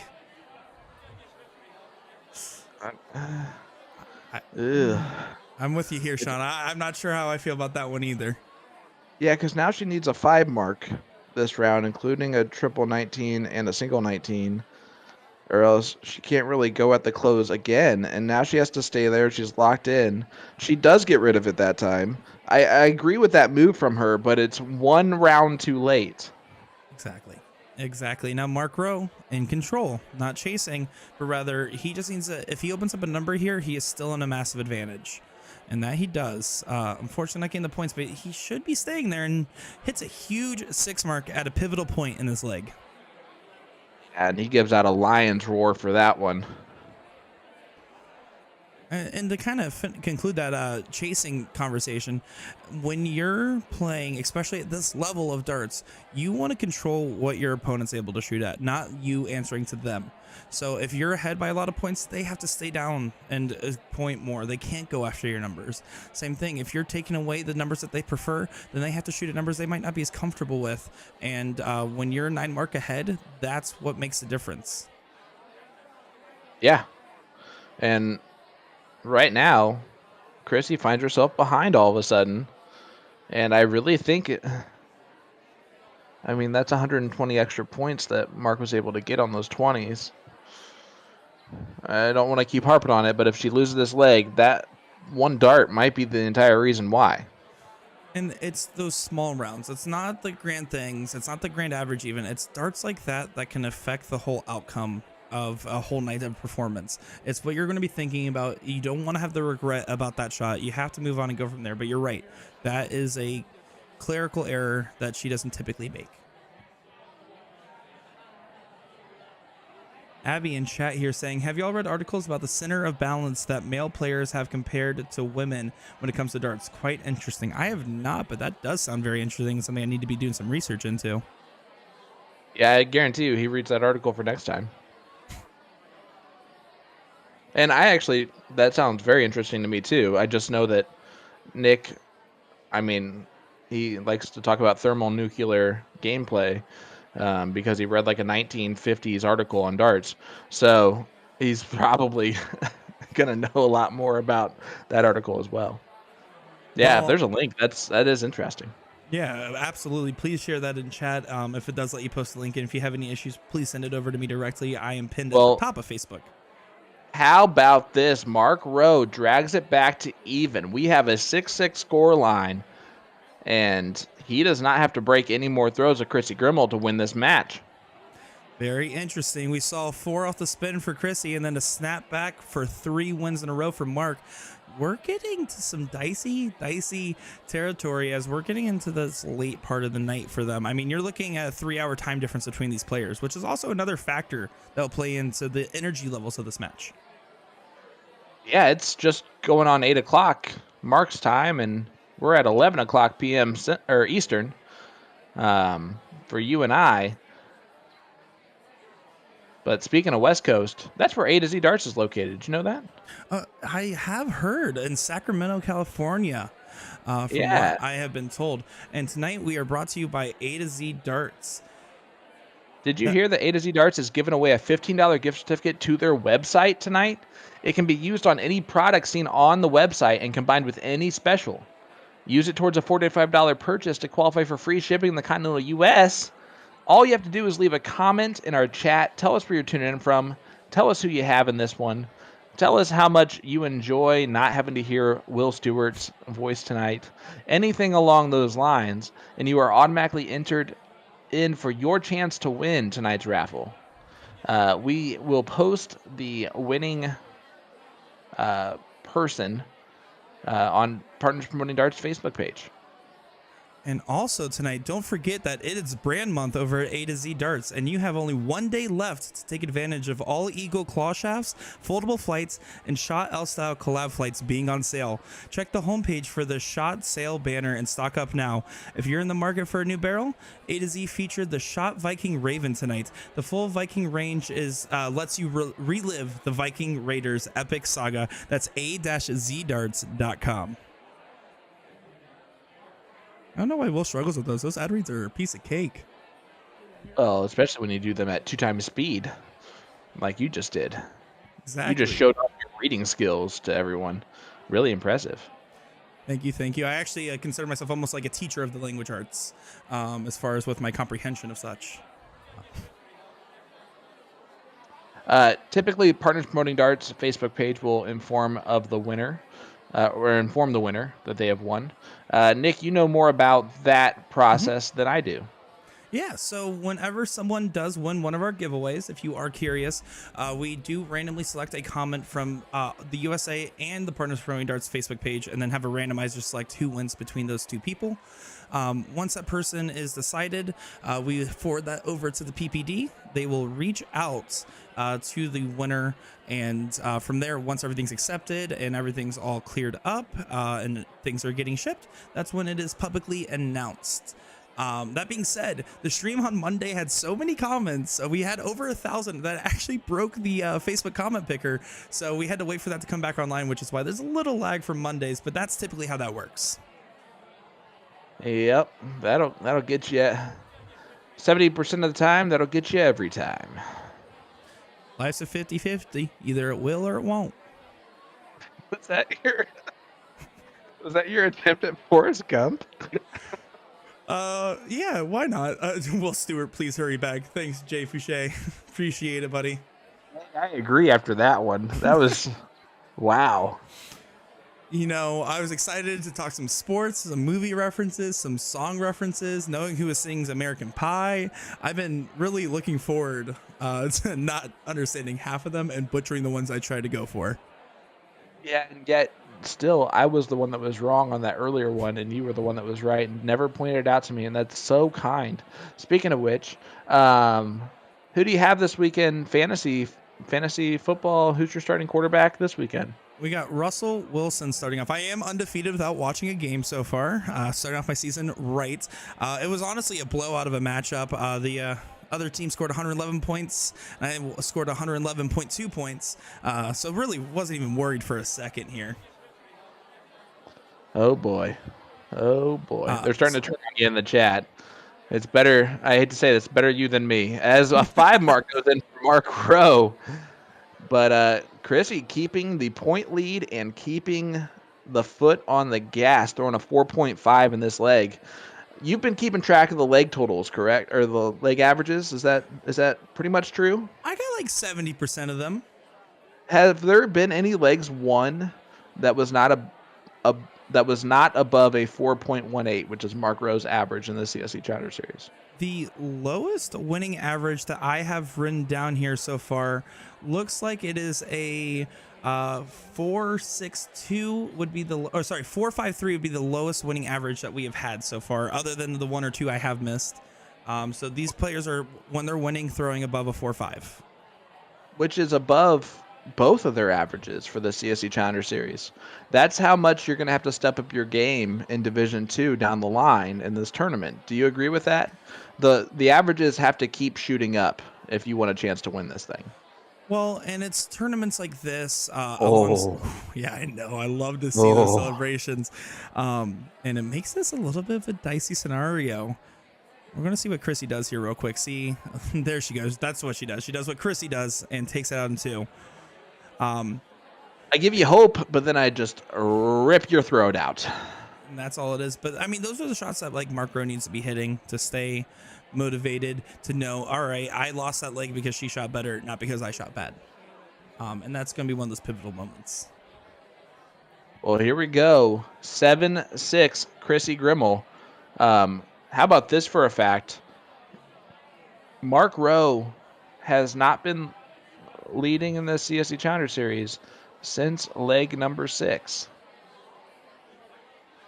Well, it's going to be something that he's going to try to break the curse of, as he does start off with an 8 mark there. I think the dart hit the board a little funny and the flight slapped. But hey, stop it. There's nothing wrong with a 160 start. Nothing wrong with it. Unless, of course, the U9 mark the 19s. Hey. It's not about who leads the match, though. It's about who comes out on top at the very end. We could talk all day about how Millar was in the lead or tied for a majority of the match and lost out. We can talk about Willie Walker, the Mike Maloney 6-1 difference. At the end of the day, it's who gets that final leg, gets that gold star by their name, and moves on to the next week. Were you just talking about professional button pusher, Willie Walker? The professional button pusher, Willie Walker. Wait. Even a button pusher could come back from 6-1 down and win a match. Boom goes the Wisconsinite for that type of information. It doesn't matter if you're a button pusher, a chair holder, a drink getter. Anything's possible a dart when thrower? you're in CSC. Oh, well, I mean, I guess so. That helps. Yeah. Wow, look at that crossover there on that second dart. That's brutal. That is, but he still finds that trouble in the last dart. That's what matters. Keeping that point lead nice and secure. Does have the 2 numbers. And Chrissy just needs to keep drilling. Look at these averages, bro. Oh my gosh, back to back. Boom goes the dynamite. Chrissy Grimal goes back to back on trip 18s, bub. She's throwing 6 of those bad boys in a row. What division are we watching again? Did I type the wrong number in? Was it actually Division 1? Because this is some insanity that we are seeing right here as it keeps going. Oh, Mark Rowe goes back with a 7 of his own. A 7.0 to a 6.5. This is dirty Division 2 CSC Challenger Series. And this is a girl throwing darts. Mm-hmm. You know, like... Someone earlier on YouTube said they'd be ashamed if they lost to a girl, and I wanted so badly to be like, "Have you met Chrissy Grimal?" Mm-hmm. Like that's like a given to 98% of male dart players that you're automatically losing to Chrissy Grimal right as soon as you step up to the line against her. So like gender has 0 to do with that whatsoever, and we're seeing it here in Division 2 tonight. And I mean, Mark nails it right on the head in his interview. He says, Chrissy's a phenomenal shot. It does not matter. If I lose, I just lost because I played a phenomenal player. And that's exactly. That's really, that's all it is. Looks like we're having some internet issues from All Seasons here. Yes. Guys, we're going to need anyone that likes their thoughts and prayers to just throw those our way that we get through this bad boy with that board staying all lit up again for the rest of this match. Mark throwing a 6.17, round 7 in this leg, to also Chrissy's 6.17. This is a very intense dynamic here. Oh, absolutely. That was the first time you've ever turned your head so badly that like you didn't speak all the way through your mic. That sounded crazy. It's ASMR.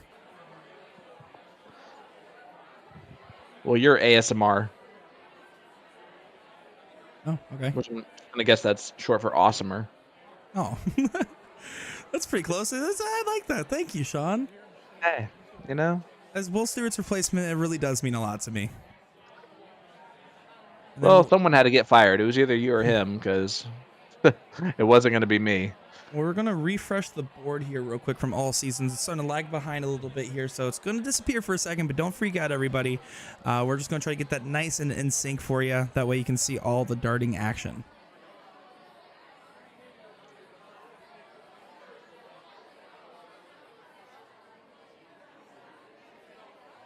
Chrissy needs a trip 18 here, you think. She closes the 17s. Huh? Sometimes you have to get off that battle. People in chat are right. As someone that's played with her in the past, she does not like the 18s. 18s is actually one of her least favorite numbers, and the fact that she's performing as well as she is on it is nothing short of what she would even say is like almost a miracle. But what a shot from Mark Rowe at a pivotal moment. Wow, guys, that's huge with a capital Y. Huge with a capital Y indeed here, as we see Chrissy trying to answer right back. Unfortunately, it doesn't get the point lead. This is a 5-4-4 to a 5-4-4. It doesn't get any more tight than that, you wouldn't think. Marks takes a step back for the first time we've seen him ever take a step back tonight. And he is going right at the 15s. Gets a 6 mark after a huge, huge previous round. Mm-hmm. You want to talk about great darts at the right time. Woo! Yep, a 59-point difference is massive when you're talking a bull race here. Chrissy only finding 2. Mark's a clear favorite to win this leg, bringing it 7-7. And Brian Henry in the chat. Brother, you have created a new job title on your own, as Willie Walker is Mark Rowe's button pusher for the evening. It's a very dicey scenario here, as the Mark Rowe only gets 1 bull and a couple 15s there. And look at this from Chrissy. Oh. Double would have gotten the point lead. Yes, it would have. And put a touch more pressure on Mark, but just 2 bowls, you expect him to hit 2. There it is. A 5.06 at the end of the day, but that thing was a battle in the 6s for quite a few rounds. It went 12 rounds, and that's the final outcome. Crazy darts. 7-7 scoreline, bud. It doesn't get closer than this. My 9-7 pick's looking a little dicey now. And that wasn't even me underestimating Mark Rowe. I think these players are just really just not giving the other an edge. They're just fighting and fighting and fighting. Guys, hit that like button, hit that share button. Let everyone know that we are here in a 7-7 scoreline. Don't even pay any attention to the screen that says 8-7. Don't ask us why, but just know that it is 7-7. And we are going the distance most likely, if I'm being honest with you, unless something crazy happens on the reverse. But Chrissy Grimal with the start. You just got to hold. Get that throw and just hold. Chrissy needs to start off nice and strong, which she is looking to do here. Yeah, that'll work. 7 mark open for Chrissy Grimal. That means Mark needs to 9 mark the 19s just to get back in control. Right now, he is getting a pretty solid start, but not the one he envisioned. Chrissy going to probably start up with that 20s again, just as she has been.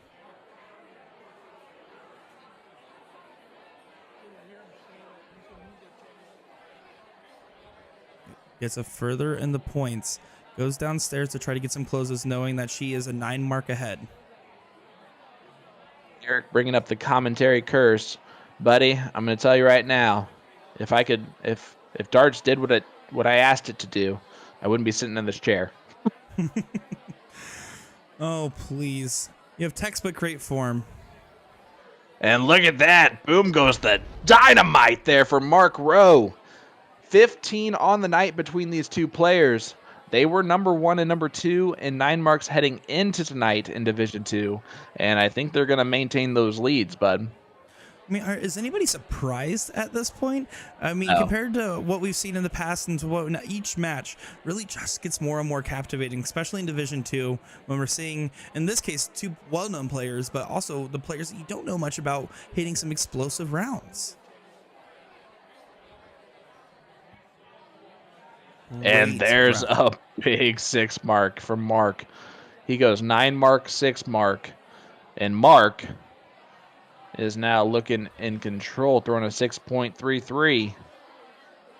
And what a leg to do that. But with that going first advantage there, you see that Kris does kind of make it basically an even ballpark here. Of course, Mark doesn't care. Look at Mark go. He doesn't even need to listen to what I'm saying because he's just going to keep doing what he's going to do, averaging a 6.5. I don't even know what I'm talking about anymore. Mark never been about that life. He never been about that life. That's from the movie The Other Guys. Oh, the Adam Sandler one? Nope. Mark Wahlberg and Will Ferrell. They play buddy cops.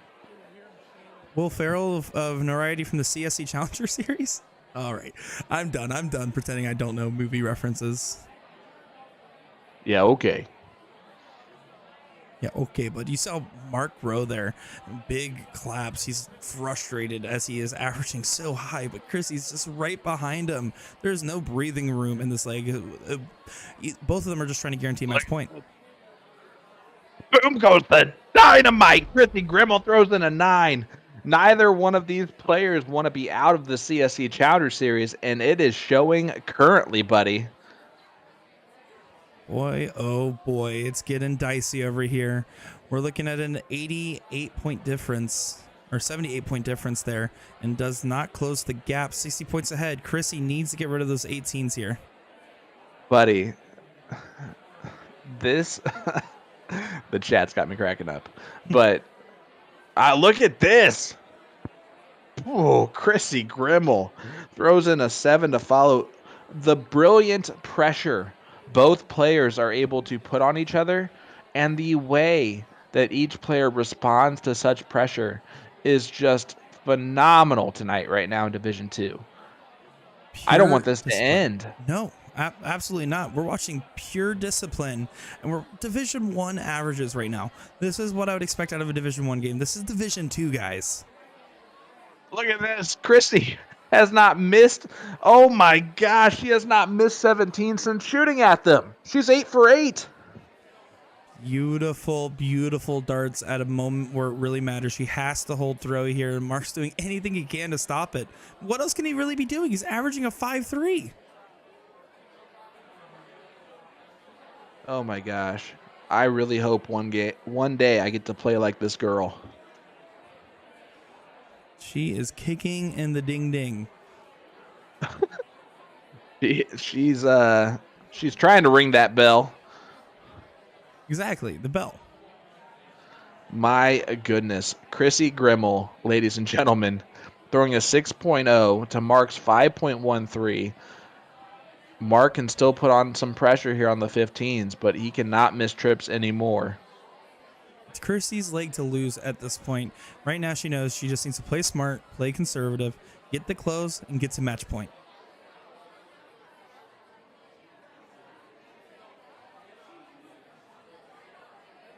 Well, there goes the 15s. Looking back at the 17s to extend that point lead. Doing everything that she needs to do to ensure victory in this leg. And as you said earlier, that's exactly what she's doing with those points, is not being afraid, not trying to offend anybody, not trying to discredit somebody. It's simply proving that she is so far out of range, mathematically speaking, and guaranteeing a win.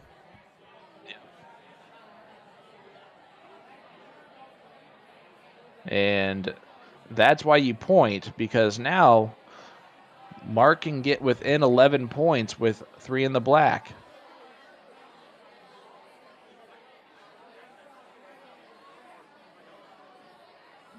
He is trying. He is all over the bowl. Does find a hat trick. Gets it within 100 points, but it's going to be a little too late for this leg, as Chrissy just needs 2 to take it home, and take it to match point. Excuse me. So apparently, did you see that? You have a new catchphrase. That is Chrissy's catchphrase. If you ask her, she will fully admit to it. That is not mine. It's actually copywritten, unfortunately, or else it would be mine. But I'm just going to stick with 110%. Mark Rowe has winning darts right now. Oh, double bowl there would have left the trip 17. Does not get the point lead, and he is fired up. Chrissy, trying to let this one go, is going to need to throw in some bulls right now. I wouldn't be surprised if she went to 17 if she misses that first start. Or no, she goes right at it first. She's going for a kill shot. Again, Mark has winning darts. I'm surprised she did not point that last dart, man. She needed to throw that last dart at 17. Sometimes the rhythm leads you astray, and that's exactly what happened in that scenario. If she throws a 17 there, he doesn't have winning darts. But he still has winning darts. Oh boy. Oh my millimeters. goodness. And then even there, Markola's frustration get the best of him. You have to stay in the bowl there. Take a dart out of your opponent's hand. Chrissy needs to do it now or never. She walked that thing right on out. There it is. Woo! Breathe a sigh of relief, Chrissy. It is 8-7. Willie Walker steps on up, shaking his head. We don't need negativity out of Willie Walker. Come on. Yeah, Wally Walters, get it together. Because right now, your job is to push buttons, and you haven't missed one yet. Guys, here we go. Mark Rowe needs to win this leg. And we will go to a last leg decider, race to 9, CSC Challenger Series Division 2. Are you not entertained? Thank you for joining us. Hit that like button, hit that share button, leave a comment in the chat. Let us know who you have in this Division 2 matchup. The loser is out of the CSC Challenger Series. The winner moves on to play Brian. No, I actually don't have that written down right here. I normally have this stuff set aside for quick answers, but that one I'm not sure. I'm looking. What I Yep, am sure is Brian Smith. But look at Mark Rowe. 5 mark Oh. after 5 mark after 5 mark. This is nice, consistent play. Just so you know, if you leave a comment in our chat and hit that like button for us, you're automatically entered in to tonight's giveaway brought to you by A2ZDarts.com. A to Z Darts is giving away a $15 gift certificate to their website. It can be used on any product seen on the website and combined with any special. Use it towards a $45 purchase to qualify for free shipping in the continental U.S. Mark Rowe is trying to get us to go the distance. With Chrissy taking a random close at that 20, very much went back to hurt her here. Mark Rowe punished. Mark Rowe did exactly what you need to do. You get the close on her number, get your own playground of yourself, your own wedge, your own neighborhood, whatever terminology you prefer. Lewis, Nick is going to put the bracket in the chat for you in just a second here so you guys can have that. It is on CompuSport. Mark leaves the 18s, which honestly, because we know Chrissy's weakness on 18s, is a smart move, but she's been hitting them tonight. Her weakness is other people's strong suits. That's really what the difference is. Her saying she's weak on it is like saying, oh, I'm only averaging a 4.25 on that number when I normally average a 5.0. Oh, no, you're absolutely correct there. Mark, 5.25 average in clear control, driving along this leg, and now he just needs to do exactly what he should have been doing there, which is 3 marks, safe closes. But that's one of those doors opening. Well, Chrissy has to stay there the whole way. 6 of them do not give her the point lead. She might. Yep, I thought that she might go 17s and get rid of those, because the trip 18 doesn't help as much as closing down his 17s do. Now, the only 2 flossies I can really see behind doing that shot, specifically 17 rather than opening another number, is either she's trying to take advantage of the fact that she's guaranteed a match point, a last leg decider, or simply that she is just trying to move this leg along because she doesn't feel good with the start. In either case, right now, Mark Rowe, clear favorite to take this leg and take us all the way to the end here. Yeah, and I cannot wait to see what happens from this point forward. If you have friends that love darts, hit this share button, guys. Let them know this thing's about to get interesting. And another last leg decider type match where Will Stewart's not even here. We've had more last leg deciders when Will is not here versus when he is here, which I think is a very funny statistic. Mac Edward watching from Ontario, Canada. Hey, I was just there in Waterdown this past weekend. I love it. All right, Mark, 3 bowls away, is going to go back to the 15s and extend that point lead. That last one doesn't really matter a whole lot, though. And Chrissy has winning darts in her hand. I wouldn't put it past her to hit it here. There's one. Double bowl. We'll tie it up. Oh, doesn't do it. Mark Rowe, this is getting down to it. This is not over yet, ladies and gentlemen. That's a blocker. Uh-oh. Oh, that's a big dart. Squeezes big it. Dart. Squeezes it. Oh, my. But now a 60-point triple, difference. now a double and a single bowl will give Chrissy a winning shot at the 15s. Yeah, but she's taking a step back. This is a big shot, man. This is the most pressure you'll face is a out shot like this where you're capable of hitting it, but it requires perfection. There's the single bowl. Not going to do it.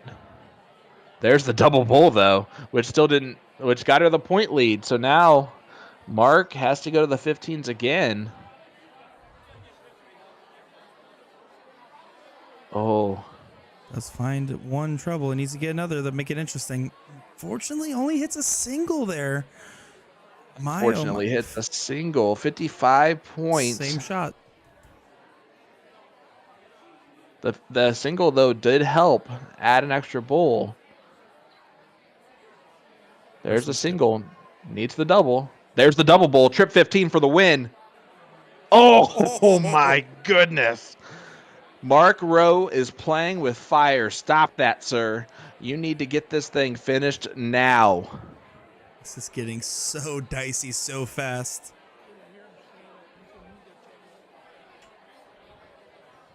Huge last start there. It does. Yeah, put it but again, now 55. it's closer. Yeah, one step closer. Meredith 55 in the chat. again. Ooh. I can't even look away. There's the single bowl. Oh, she can't get it. Does she close the 15s here? She Nope, wanted to. she bowls, gets the- She thought yeah. about it. She wanted to. This is, wow. This is nerve-wracking, guys. I don't know about you, but I'm standing at this point in time. He's in fact not.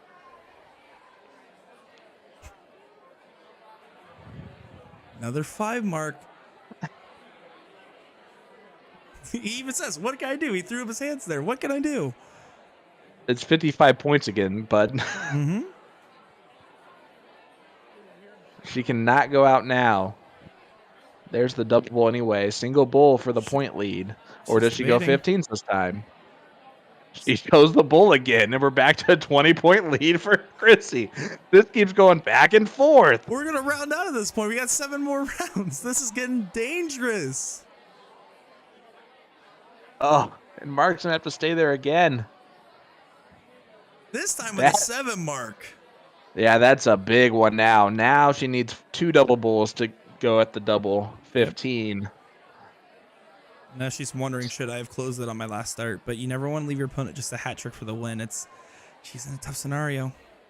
Now she needs a double bull just for the point lead. Not going to get it, but still impressively throws a hat trick in this moment. Guys. Mark needs to take a stab here. At some point, you're going to have to shoot it. And there's the double bull. And we're going the distance. What a huge round there and a huge leg of darts. That was awesome, buddy. 8-8 scoreline.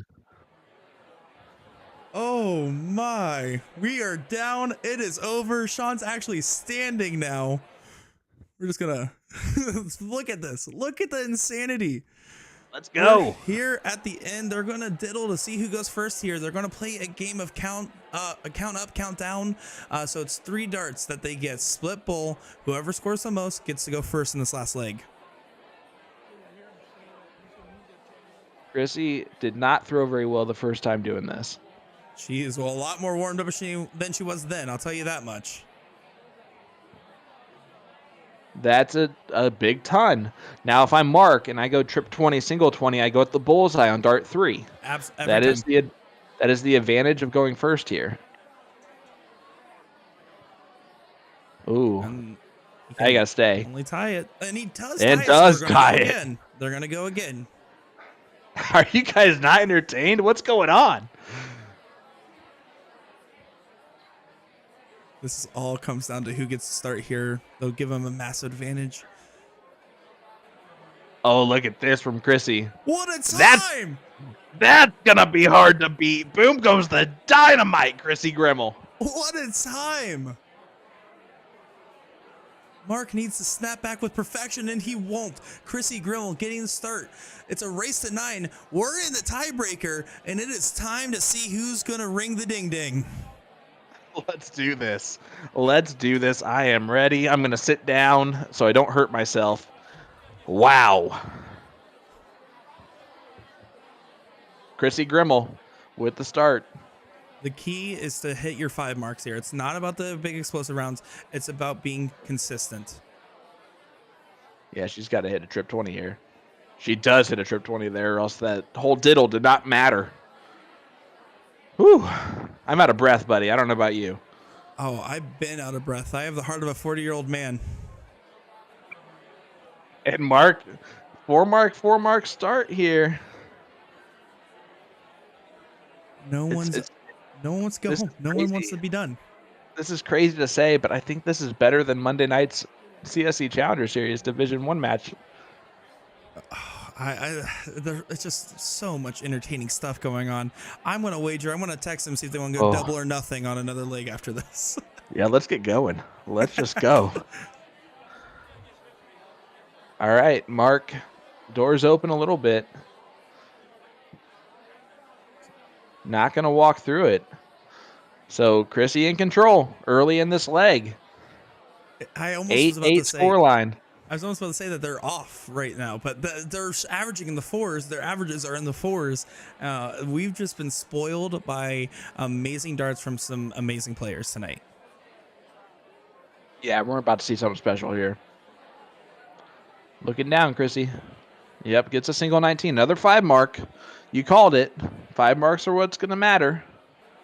Well, just like in 01, if you're scoring 100 points a round, you're going to win. You don't need to be scoring 1080s and stuff like that unless you're into the PDC level. It's about playing consistent right now. And that's what both these players are trying to do. Just hit 4, 5, 6 marks every single time. Just like that. Good 5 mark there from Mark.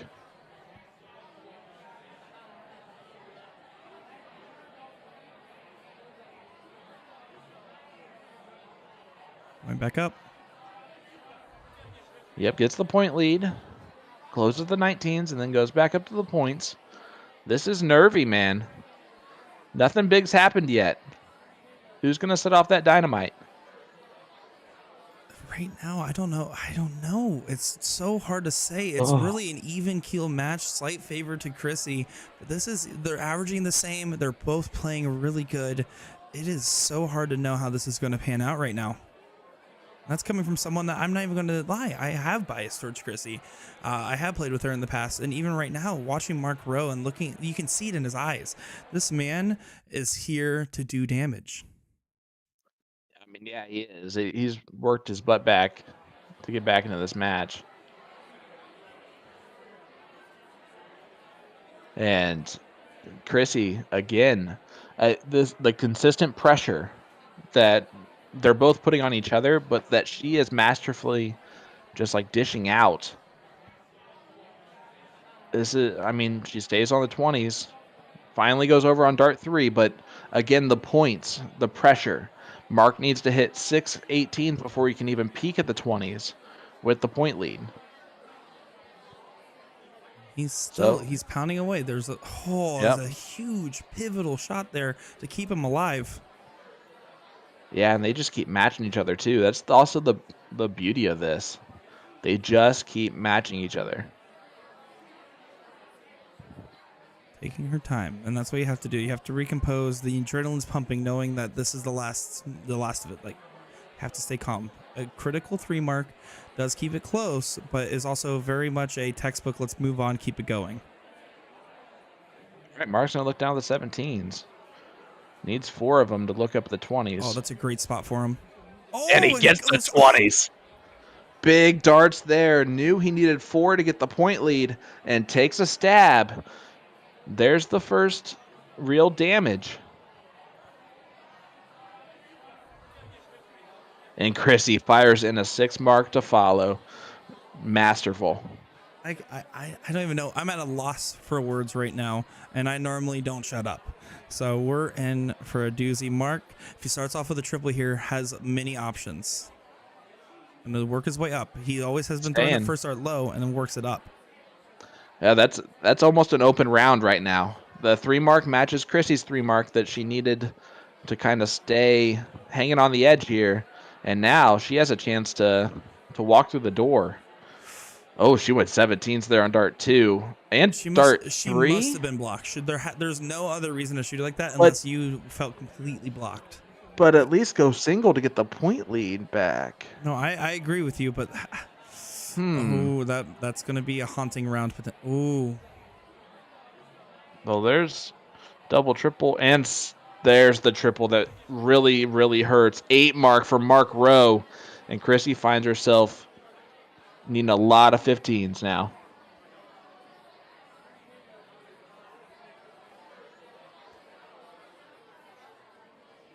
And I wonder if it's going to come down to that miss, that round at the 17s. That's going to be the round that's going to keep you up at night if you don't come out on top. Yep, and Mark doing the smart thing, just going fat singles to close the 15s. Wow. This has been just a doozy of a match. And we have seen a situation like this before. Chrissy can be masterful on the bowls when she needs to be. Not going to be this time, though. Closes the 17s on dart 3, but Mark Rowe Now a huge advantage. It's 7 bowls to 3. The numbers don't lie, and they spell disaster. Right now, Chrissy Grimal needs to pray for a miracle. Hit at least 1 bowl and then pray. This was 2 Titans going at it in Division 2 tonight. There's no other way to frame it. There's no other way to look at it. These are 2 players that deserve to be in this bracket and maybe even deserve to be in level 1 with the level they're playing at. Yep, and Chrissy not going to be able to get it done. She's going to be frustrated with this last leg, that is for sure, but Mark has earned this. Mark has earned this victory, and there it is. And my goodness, Chrissy pushed him the entire way. You're seeing relief and pressure taken off of him. Chrissy was masterful, bud. Really, she does not need any justification to be here.